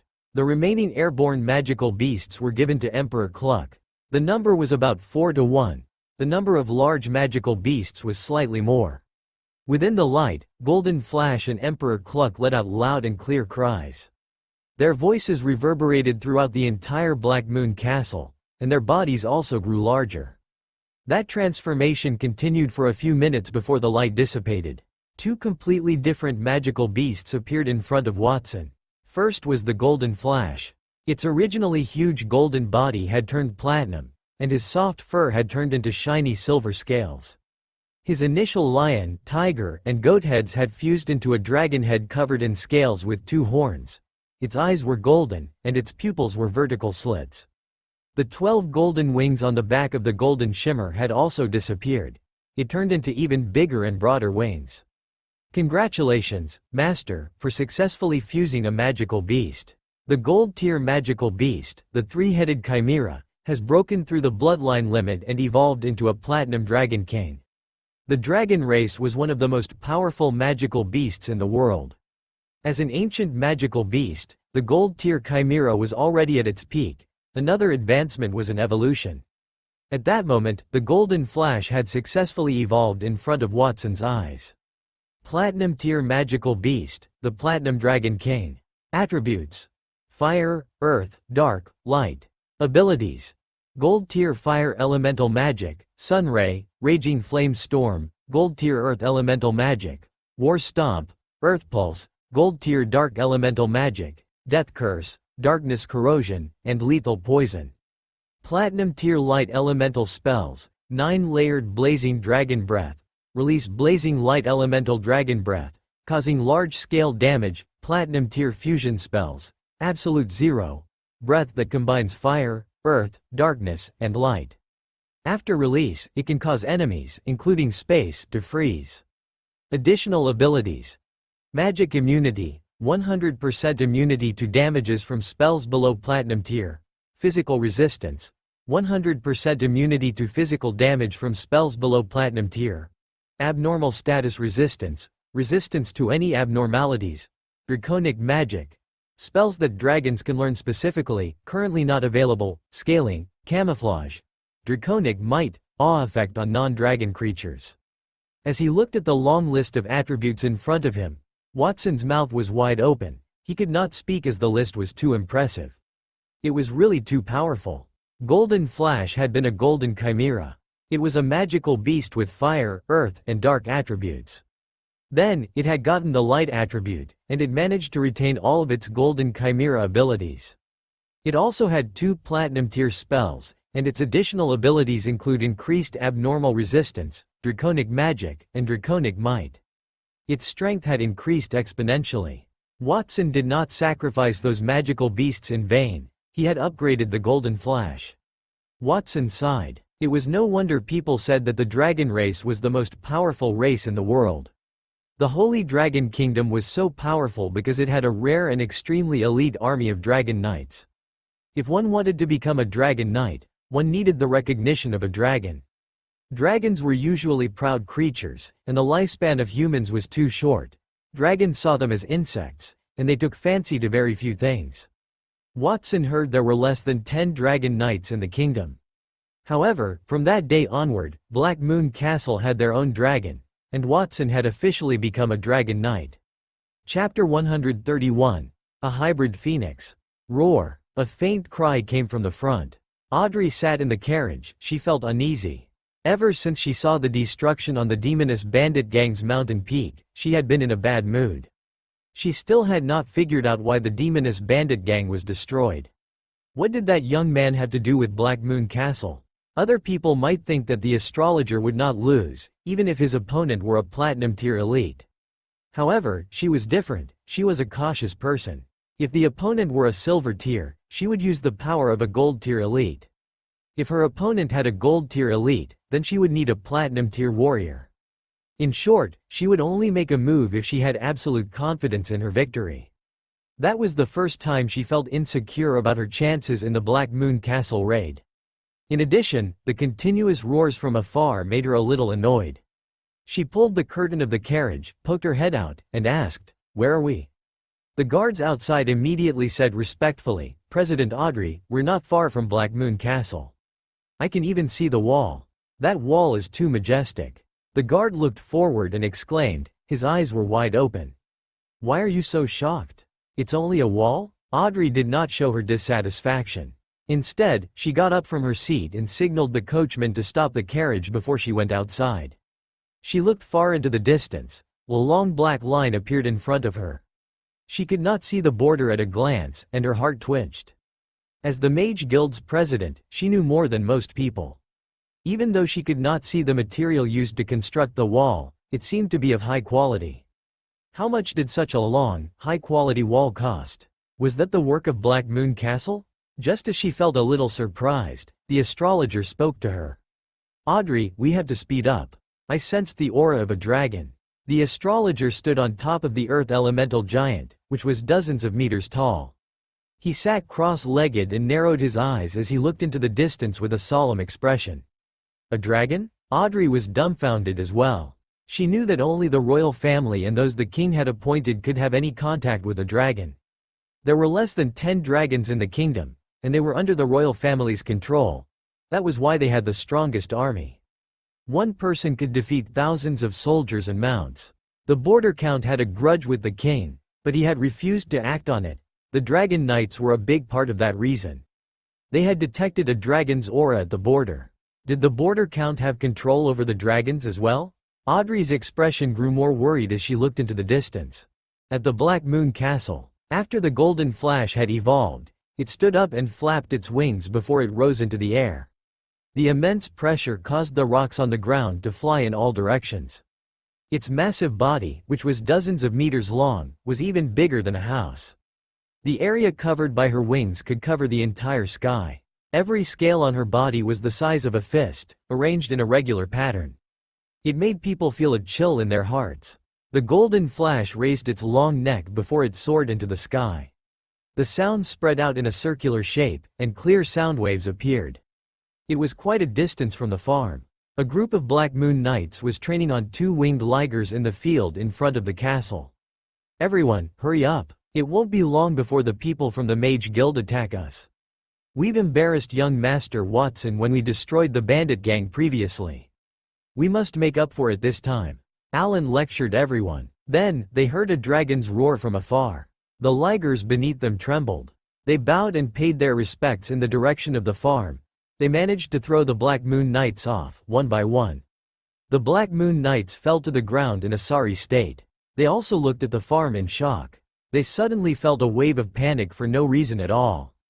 It was as if the roar came from an existence that they could not even look at directly. They broke out in cold sweat when they imagined the creature. What did the young master do this time? Alan turned his head around. He was more shocked than afraid. Young Master Watson always had surprises for them. At the farm, as the golden flash roared, the other magical beast had also completed its fusion. Congratulations, Master, for successfully fusing the magical beast. The Gold Tier Rainbow Phoenix chicken has been upgraded to a Peak Gold Tier Hybrid Phoenix. Watson saw the Rainbow Phoenix chicken reveal itself after the light dissipated. It was a large, colorful bird that was more than 10 meters long. Every feather on the giant bird was like a short sword. It was sharp and straight, and there was a faint flame on it. A dense, colorful fog rose around it as a pair of fiery red eyes looked down at the world. It let out a cry after the golden flash, and thick flames shot out from its throat. It dyed the sky red. Phoenixes were also ancient divine beasts. They were slightly weaker than the dragons, but they were stronger in certain aspects. For example, their vitality. The dragons could usually live for thousands of years, which was considered a long time. The phoenixes could be reborn and never die. At that moment, Emperor Cluck successfully transformed from a chicken into a phoenix. Even though it was only a hybrid phoenix with impure blood, they were 2 completely different species. Watson suppressed the excitement in his heart as he looked at the evolved Emperor Cluck. Gold Tier Peak Hybrid Phoenix. Ability. Possesses the strength of a Gold Tier Magical Beast. Silver Tier Magic. Firestorm, Flame Sweep. Gold Tier Magic. Dance of the Phoenix. Additional effects. Production. Produces 100 phoenix eggs every day. The first time you eat it, you will gain 10,000 caddies of strength, 100 years of life. You will have a trace of the phoenix bloodline. Rebirth. When you receive fatal damage, you will not die but turned into an egg instead. When you absorb enough energy, you will be able to revive yourself. Fire magic resistance, flight, and transformation. Emperor Cluck's attributes are also very luxurious. It's a pity that its production has decreased. Watson sighed. He believed that Emperor Cluck would achieve Platinum Tier and become a true phoenix if it were not for the lack of bird elemental magical beasts. Watson had fused all the combat elemental magical beasts with Emperor Cluck to deal with Black Moon Castle's impending danger. As a result, Emperor Cluck's combat strength had increased, and its production ability had decreased correspondingly. However, even if its production had decreased tenfold, it was still 100 times more precious than before that. Previously, the Rainbow Phoenix chicken egg could only give a person a chance to awaken the Phoenix bloodline after they consumed it. Watson had eaten at least 1,000 eggs, but he had not been able to awaken it after the first time. The probability of that was too low. However, after the fusion, the egg would definitely have that effect. Watson had experienced it himself, so he understood the benefits of that ability. It could allow those who had not reached Silver Tier to grow wings and learn to fly. There were many other benefits too. He had awakened the Phoenix wings back then. That was why he was regarded as a Silver Tier elite when he destroyed Miles Manor. At first, he was still worried about his family members who were not strong enough. However, he no longer had that problem. If they could awaken the Phoenix bloodline, then they could fly if they met a brutal enemy. After Emperor Cluck lays the eggs, I will immediately feed it to the people in my family who are below Silver Tier. Then, I will ask the Black Moon Knights to teach them how to fly. I will try my best to get them to master flying before the Mage Guild people arrive. With that thought in mind, Watson felt a sense of pride in his heart. Survival in that world was often accompanied by danger because there were too many strong people there. Furthermore, not every strong person had good intentions. However, he had the fusion system. He was confident that he could surpass and crush any other strong person. Chapter 132. Distributing the Phoenix Eggs. Is it alright for us to stay like this? We'll be working as maids in this mansion. Wrath asked her companions as she wet a cloth with water and wiped a huge French window in front of her. She was in a maid's outfit. Her sleeves were rolled up, and her short hair was stuck to her face because of the sweat. Her thick eyebrows were slightly raised. She was an ex-member of the Demoness bandit gang. At that time, even though other people regarded her as an evil person, she still had hundreds of subordinates. Well, things had changed. What else can we do about it? Do we have a choice? A young girl, Lust, replied to her. A few servants were with them, and 2 of them helped her to clean the glass. One of them held a fan to keep her cool, while the other peeled fresh fruit for her. After Lust opened her mouth, the servant put it into her mouth. She wanted to please her. Don't be lazy. Our task today is to clean out all the glass in all the rooms in Black Moon Castle. If you can't do it before dinner, then you will all be punished. As she ate, Lust reprimanded the few people around her. Don't worry, Lady Lust. We promise to complete the task. Those few people nodded respectfully in agreement.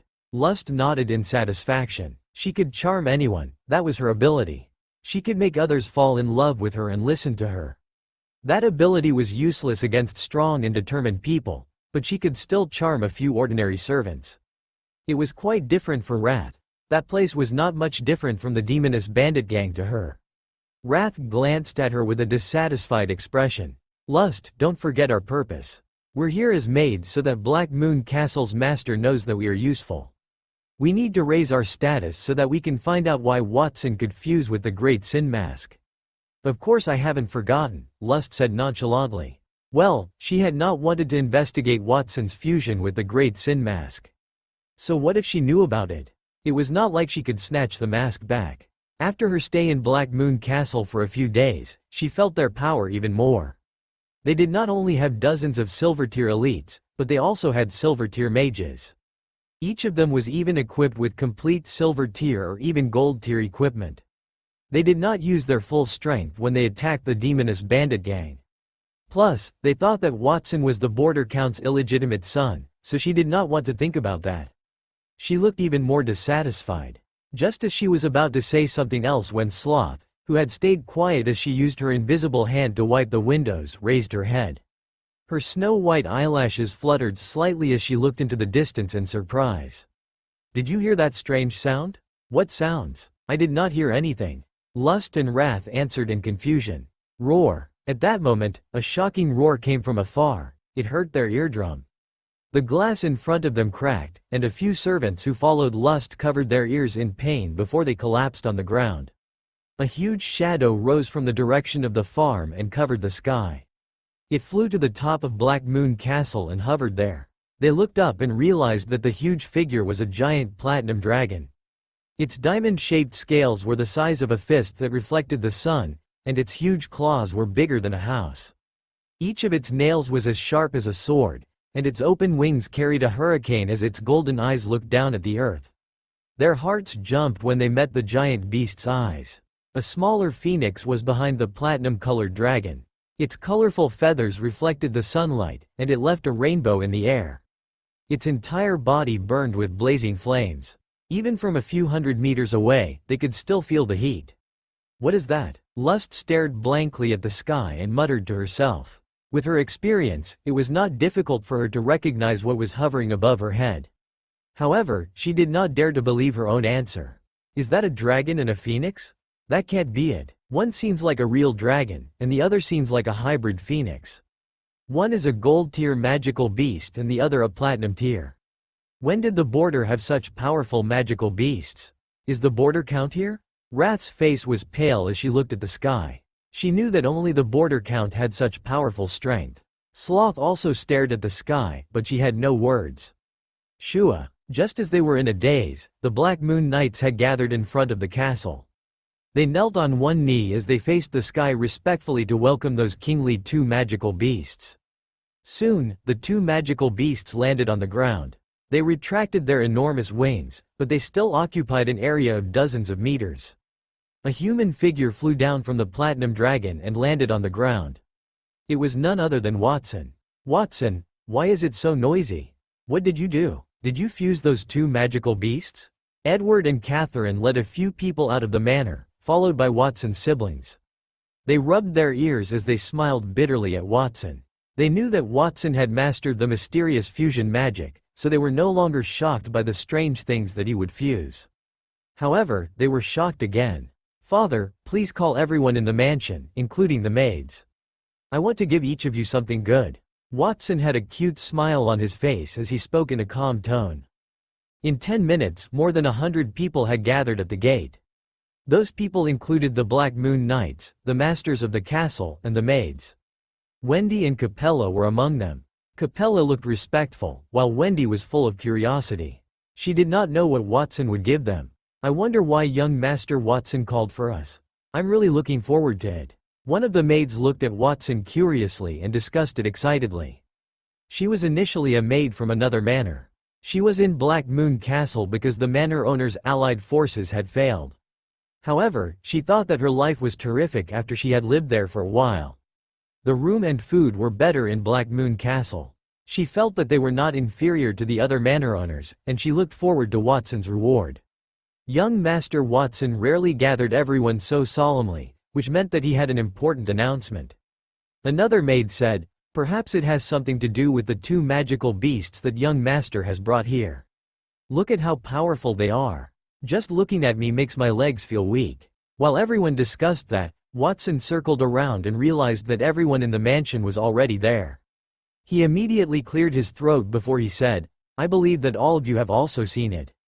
I used fusion magic to upgrade Golden Flash to a platinum-tier dragon, and the Rainbow Phoenix Chicken has also become a hybrid phoenix. I promised, as long as you work hard in Black Moon Castle, I will never mistreat you. Now that we have entered a new era, it's time for me to repay you." A dragon and a phoenix? Young Master Watson was really too strong. As everyone thought about that, they saw Watson walk toward the hybrid phoenix. It flapped its wings. The hybrid phoenix immediately let out a loud cry. As it flapped its wings, crystal-clear eggs gushed from behind its fiery red tail. The eggshell burned with illusory flames, and one could clearly see the illusory image of a phoenix within the egg. The number was neither too much nor too little, it was exactly 100. Peak Gold Tier Hybrid Phoenix Eggs. Effect. Increases strength by 10,000 caddies the first time you eat it, and it gives 100 years of lifespan. You will definitely awaken a trace of the Phoenix bloodline, and it can heal all of your injuries. Watson glanced at the attributes of the Phoenix eggs. These are eggs laid by a hybrid phoenix. After consuming them, you will awaken a trace of the Phoenix bloodline. Now, I will bestow these Phoenix eggs to you. Chapter 133. It's about glory, not flaunting. Let's start with the Black Moon Knights. Lucas and those who had just joined, please step forward. Watson's gaze turned toward the people who stood at the back of the Black Moon Knights. There were about 10 of them. Lucas and the others were the guards that Zeke and Zenoa had brought with them from Monty Town. Lucas was a silver tier elite, while the others were only bronze tier.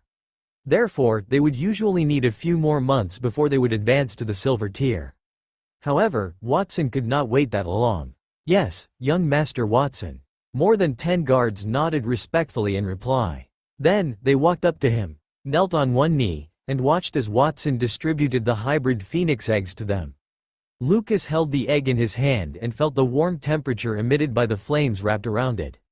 The corners of his mouth twitched in excitement. He held the egg, he could feel a tremendous amount of life force surged into his body. It made him feel like he was on the verge of a breakthrough to silver tier. Young Master Watson, this gift is too precious.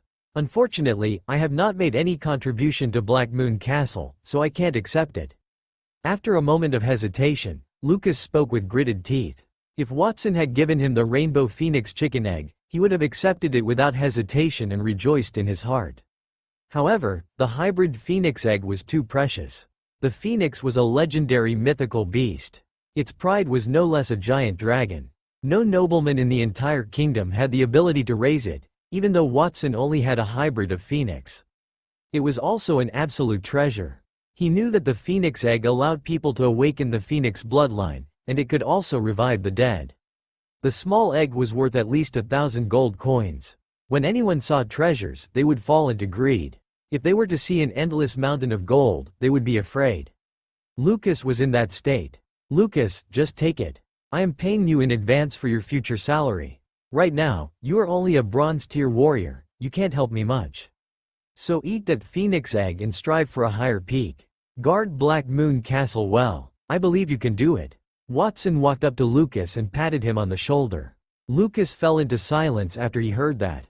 Then, after a while, he stuffed the phoenix egg into his mouth, pressed his head against the ground, and kowtowed 3 times to Watson.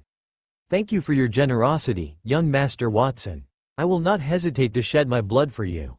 Those words were loud and clear, it was his voice. It was his fortune that he could meet such a generous master, and he would not spare any effort to repay him. Buzz. After he ate the phoenix egg, his demi-human, beast-like appearance became much gentler. He had the outline of a man. At the same time, a lot of his hair had also fallen off. A pair of fiery red wings grew out of his back and burned intensely. He flapped them gently, and it made a crashing sound as if they were flowing. I've grown wings. Can I fly now? He flapped his wings gently and flew into the air. He looked pleasantly surprised. Even though he had not reached the silver tier, he was only 1 step away. He would have needed a few months to reach silver tier, but it had only taken him days. He waved his fist in the air. Lucas's fist was heavy, and it caused the air to sink as it made a muffled bang-bang sound. He felt as if he had gained a surge of divine power out of thin air. A bronze-tier warrior would only have the strength of 2,000 caddies, however, his strength had exceeded 10,000 caddies, which was 5 to 6 times more. Apart from that, he also felt very comfortable. He had suffered many injuries on his body due to his profession as a mercenary. However, those injuries had all healed, so he felt very comfortable. He thanked Watson again as he returned to the ground. His eyes seemed moist. What was the difference between a bronze tier and a silver tier warrior? Was it the fact that he could transform his combat aura into wings? Well, he had wings, and he was several times more powerful than an ordinary silver tier warrior. The lack of combat aura could be made up with strength, while the lack of combat strength could be made up with experience. He had the confidence to fight against a silver tier warrior. The rest of you, eat the phoenix eggs as well. Watson distributed the phoenix eggs to the other Black Moon Knights behind Lucas. There were 15 of them. The Black Moon Knights who had eaten the eggs followed suit. They kowtowed to Watson to express their gratitude. After they ate the phoenix eggs, fiery red wings grew out of their backs as they floated in the air. They could not contain their joy. When the other people saw that group of guards, they could not hide the envy on their faces. Even Alan and the others were no exception. As veteran Black Moon Knights, they had silver tier strength and could transform their combat aura into wings. However, who would complain about having more wings? 4 wings were always faster than 2 wings. Unfortunately, there were only 100 phoenix eggs, and young Master Watson wanted to increase the strength of those lacking. They were afraid that they would not get any. "Lucas," Watson said after all the 15 guards had eaten the phoenix eggs. "I am here, young Master Lucas." Lucas took a step forward. "You must have heard that the Mage Guild's army will arrive soon. The reason is that I had killed about 10 manor owners and an elder from the Mage Guild. I do not regret my decision because they are plunderers. That is how the world works. If you don't plunder, you will be robbed. Now that you have gained power, tell me, what is the most important thing for a warrior?" "It's the Guardian, young Master Watson. We are the sword of the Guardian Master. It is our honor to be able to protect you," Lucas shouted. Watson nodded in satisfaction. "Lucas, remember what you said. Since you regard protecting others as an honor, don't flaunt it. Strength was for glory and not for flaunting." That was Watson's warning to them. He did not want them to feel complacent due to the sudden improvement to their strength. "Yes, young Master Watson." Lucas and all the other guards responded in unison. Their voices almost shook the sky. Next, the maids. Watson turned around to look at the housemaids led by Wendy and Capella. "Do you know what is the most important thing as a maid?" "It's loyalty and consideration, young master." Capella was the first to speak. She glanced at Watson carefully and said, "Or is it also glory?" "No, you don't need any glory." Watson shook his head. "You are Black Moon Castle's maids. I don't need you in battle. Therefore, I only need you to stay safe. You are the reason the soldiers can eat their fill and have the strength to fight. Remember, no matter what happens, your survival is the most important thing. Remember that and you can eat the phoenix egg." "We understand, young Master Watson." The group maids agreed in unison as their eyes sparkled with tears. Watson's words made their hearts burn. It was an honor for the soldiers to protect the others, and they were the ones who were protected. Therefore, they had to survive. That was their duty, and it was also the best reward for the soldiers. Ordinary noblemen thought of those maids as tools that could be discarded at any time. Only Watson treated them like human beings. That respect was enough to make them die for him. Chapter 134. Two-Faced Monica. Watson's words made me excited. He's really a natural-born leader. Zeke looked at Watson, who was distributing the phoenix eggs, and the group of people who felt delighted and moved. He could not help but sigh. Watson told the guards what glory should mean to them. As for the maids, Watson made them understand what it meant to survive. It was different for those two groups of people. It was hard to imagine that a 10-year-old child would have such knowledge. As a businessman, Zeke would reward and mobilize his subordinates whenever he needed to improve their loyalty and morale. However, he did not think that he could do it to such an extent. It's glory, not flaunting. Zeke took Watson's words to heart. He would say the same thing to his subordinates the next time he needed to lecture them. That young fellow can certainly talk. I wonder who taught him that? Edward looked at Watson with approval and nodded. He sounds like me when I was young. Catherine, who leaned against him, rolled her eyes at him and pinched his waist. How shameless. Watson is much more outstanding than you. In my opinion, Watson's current achievements should have something to do with his mysterious teacher, who must have taught him those words. The first time Watson displayed fusion magic in front of his family, he said he had a mysterious teacher. Catherine, do you really think that Watson has a teacher? Edward's expression suddenly became serious. During Black Moon Castle's progression, it had faced several major crises, including the Manor's allied forces and the bandit gang's destruction a few days ago. However, they had never seen Watson's teacher, who did not even appear when Black Moon Castle was on the brink of destruction. Was there a teacher in the world who did not care about his students? Watson was a rare genius. If he were to die, would his teacher not feel sad about it? Edward, what do you mean? Catherine's expression changed as she thought of something. Do you think that Watson lied to us? That he does not have a teacher? It's just a guess. If that's the case, then my son is pretty interesting. Watson was born with powerful energy and extraordinary intelligence. There was only one explanation in Edward's mind, and that was reincarnation. It was rumored that when some elites reached the end of their lifespan or were seriously injured and on the verge of death, they would try to use magic to peel their souls and reincarnate into another person. The Demoness Church had always wanted to resurrect the primordial demoness, and they would choose a host for her descent. It was a good example. Even though he had always said that Watson took after him, it was only a joke. Edward knew that his genes did not contribute to Watson's talents. Watson had gone beyond the scope of excellence in his achievements for the past 2 days. Edward had his suspicions when Watson fused a platinum-tier magical beast. While Edward was deep in thought, Watson had already distributed the phoenix eggs to the maids. Finally, he realized that the person in front of him was an acquaintance. He stopped in his tracks. Miss Monica. The person in front of him was Monica. She stared at him with a conflicted expression. She did not extend her hand nor turned around to leave. Instead, she said with a mocking tone, "What's the matter, young Master Watson? Do you not want to give me the phoenix egg? Do you not think that I am not even a maid here?" Monica knew that Watson was a hypocrite. He asked the maids to ensure their safety, but it looked like he only wanted people close to him to survive the onslaught. He had a grudge against her, so why would he give him the phoenix egg? Monica had never forgotten her father's hatred. After Watson defeated the Wilbur List Manor, the guard rebelled against her.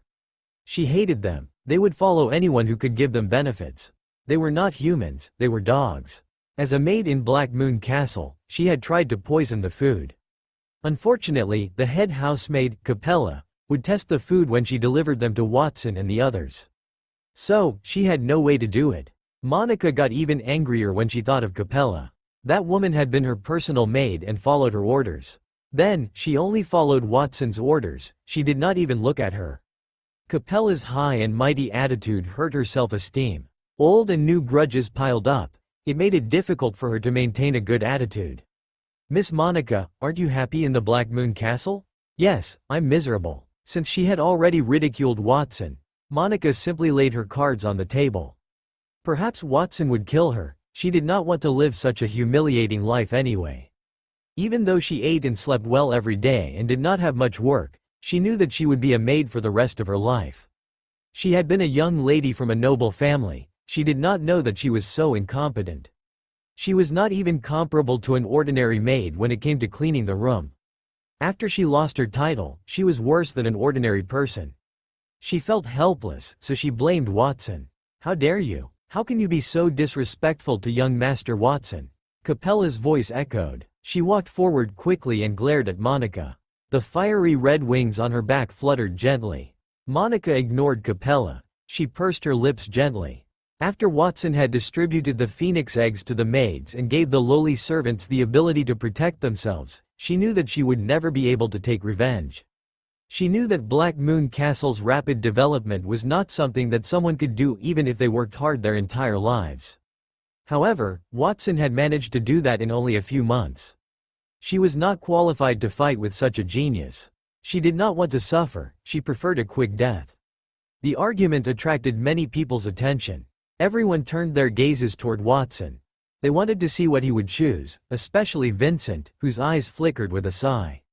"Miss Monica, I can understand your hatred toward me.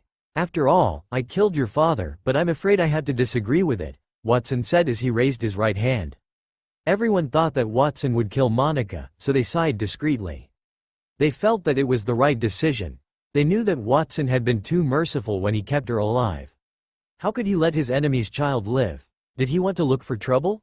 Monica thought the same thing. She closed her eyes and stretched her to the side. However, she only felt a warm round object had been placed onto her palm. Monica opened her eyes. She was surprised to see a phoenix egg in her hand. She was rendered speechless. Monica, this is the reward for your hard work in the Black Moon Castle the past few months. I made you a maid after your father attacked Black Moon Castle. That was your punishment. However, I have seen your progress after you became a maid, so this is your reward. Now, we don't owe each other anything. You can leave at any time you want." Watson was clear about rewards and punishments. He knew that Monica had a grudge against him, but she had done what he wanted her to do and did not cause any trouble. Therefore, he decided to let her go. Monica grabbed the phoenix egg and stared at Watson in a daze. After a long while, she finally reacted and said, "Do you think you can bribe me with this to make me change my mind? My hatred for you is like the Holy Dragon Kingdom's endless river. You'll regret it if you don't kill me. I'll teach you a lesson eventually." After she stuffed the phoenix egg into her mouth, Monica turned around and left. As he watched her back, Watson had a strange look on his face. Then, he shrugged. "Miss Monica, do you mean that you don't intend to leave?" Are you threatening me? Chapter 135. Margaret. After he distributed the phoenix eggs to the maids, Watson had half of the initial total left. He decided to keep 30 eggs for emergencies. He took 10 phoenix eggs and walked to Edward and his family at the castle entrance. "Father, these 10 phoenix eggs are for you. After you eat them, you will be able to protect yourself if you're in danger." "You are very thoughtful, Watson." Edward nodded. He did not take the phoenix eggs. Instead, his eyes flashed. "Well, I don't want to eat raw food, even if they're phoenix eggs. Your mother will cook them for me before I eat them." "Oh, right. Don't forget to send some to fifth brother and sixth sister after they're cooked. Your fifth brother, Peter, has always been in poor health. I believe that he will recover after eating that egg. Also, when you take it to your sixth sister, you must enter her room and place the phoenix egg in her hands. This is very important." Watson had 7 other siblings in his family. He was the youngest. When his eldest brother, Vincent, and his second sister, Nindy, were away, his third brother, fourth brother, and seventh sister often walked around the house. His fifth brother, Peter, had been in poor health since he was young. He had always been bedridden. Their family had been poor previously, and Peter had lived in a thatched cottage. Catherine would always send him dinner after she cooked them. As for his sixth sister, Margaret, she stayed in her room all year round and did not venture outside. One would call that squatting at home. They said that she suffered from social anxiety and she did not want to see anyone. Every time Catherine sent food to her room, she would leave it at the door and wait for Margaret to fetch it herself. Watson did not even remember much about that sister. "If you say so, father, all right." Watson felt that Edward's words had another meaning. He did not know the reason, but he still nodded subconsciously. He was also quite curious about his other brother and sister that he had never met, so he took that opportunity to interact with them. After he made up his mind, he turned around to look at Alan, who stood at the side with a respectful expression. "Alan, Emperor Cluck has evolved to a hybrid phoenix, so it could only lay a limited number of eggs. It means that I can't distribute any to you at the moment. As compensation, you may bring me all the rainbow phoenix chicken eggs we have at the farm, and I'll fuse and distribute them to you and the other knights." Emperor Cluck had laid 1,000 eggs a day before it became a hybrid phoenix, so they had a few months' worth of eggs. Even if he had to consume them, he still accumulated tens of thousands of eggs. Those eggs would have cost hundreds of thousands of gold coins, but he needed them to increase the strength of Black Moon Castle's residents. He did not want anyone around him to die. "Young Master Watson, are you serious?" Alan was a little skeptical. He knew the value of those rainbow phoenix chicken eggs. Hundreds of thousands of gold coins were the total assets of some great nobles, and Watson would give them up for the knights. Who else in the world would do that for their subordinates? "Yes, I am serious." "Why are you still here?" "If you're late, then you won't get a share," Watson said. He pretended to be serious. Alan's body trembled, and he quickly agreed. "Yes, young Master Watson, I'll go now." Then he turned and ran off. It was a day of celebration in Black Moon Castle. Watson had fused 2 powerful magical beasts, and he had also distributed all the rainbow phoenix chicken eggs that were stored at the farm. Everyone in Black Moon Castle, from guards to maids to ordinary civilians, everyone had a few. Everyone praised Watson's generosity. No one even cared that the Mage Guild was on their way to attack Black Moon Castle. If they had to fight them, then so be it. Even if they were to die there, none of them would leave the castle. "Before the Mage Guild gets here, I've already done all the preparations necessary. There shouldn't be any mistakes." 10 minutes later, Watson arrived in front of his sixth sister Margaret's room. He was deep in thought. Black Moon Castle was quite different than it had been in the past. They had only a few dozen people then. If they could not defeat their enemy, they could just abandon everything and run to another place. However, they had more than 10 manors of various sizes after their progression, and they had thousands of people who lived there. It would be too slow to move everyone. That was the disadvantage of having a large group. After he retracted his thoughts, Watson looked at the basket in his right hand. 2 phoenix eggs burned with a faint flame. They had a strong fragrance. Those were cooked by his mother, Catherine. He was supposed to give them to his 5th brother and 6th sister, respectively. Catherine had cooked more than 10 phoenix eggs. Other than cooking them for her family, the rest were given to the mages in the manor. There were only 25 phoenix eggs left, and Watson kept them carefully. Bang, bang. He knocked on the gorgeous door in front of him and asked, "Sister Margaret, I brought you some food. Are you there?" There was no response for a long time. Watson was a little puzzled. He thought that his sister was really strange. He had renovated the Black Moon Castle several times. Still, during the process, Margaret did not seem to feel any changes in the room, nor did she take any initiative to investigate it. If an ordinary person knew about any changes that had happened outside, they would probably take a look. Watson wondered if his sister would leave the room if there were an earthquake. As he thought about Edward's instructions, Watson knocked on the door again. "Sister Margaret, I'm coming in if you don't say anything." Crack. The door opened with a soft sound, but it was only a tiny crack. A chubby finger stretched from the crack and pointed outside the room. With a pleasant voice, the person said, "Just leave the things at the door. You don't have to come in here." "Sister Margaret, Father told me to give you the phoenix egg after I am in the room." "I don't care what Father said. You're not allowed in here." "But, there are no buts. Are you going or not?" "If you're not, then I'm closing the door." Watson stared at the crack in the door. It was pitch black inside the room, and he could not see anything clearly. It was as if the curtains were drawn. He did not know if Margaret had not woken up or if she was used to the darkness. He could have teleported into the room, or he could have pulled the door to open it. After he thought about it for a while, he decided not to do that. After all, the person in front of him was his sister. He had to respect her. "I have not completed the mission that Father had given me. I shall go and apologize to him later." Watson sighed before he took a phoenix egg from the basket. Then, he turned around to walk to his fifth brother's room. Not long after he left, the gap between Margaret's doors suddenly widened. A chubby little hand stretched out from the crack and pulled the basket that only had one phoenix egg into the room. Then, the door closed rightly with a sound. In the room, Margaret placed the basket on the desk by the bedside and looked at the phoenix egg that had a faint luster. The fiery red light shone onto her cheeks and caused them to darken. "Has our family gotten so rich recently that they can afford phoenix eggs?" Margaret muttered in surprise. She walked to the window and pulled the curtain open slightly to allow a ray of light to shine into the room. It illuminated the pile of manuscripts on the ground that looked like a small mountain. There were many words scribbled on them, but they were scattered all over the floor. The light also illuminated Margaret's face. It was a cute face that had a little baby fat. Her brown curly hair and azure blue eyes were very similar to Watson's. Since she was not exposed to sunlight all year round, her skin was almost transparent. "There seems to be a lot of changes in the house recently.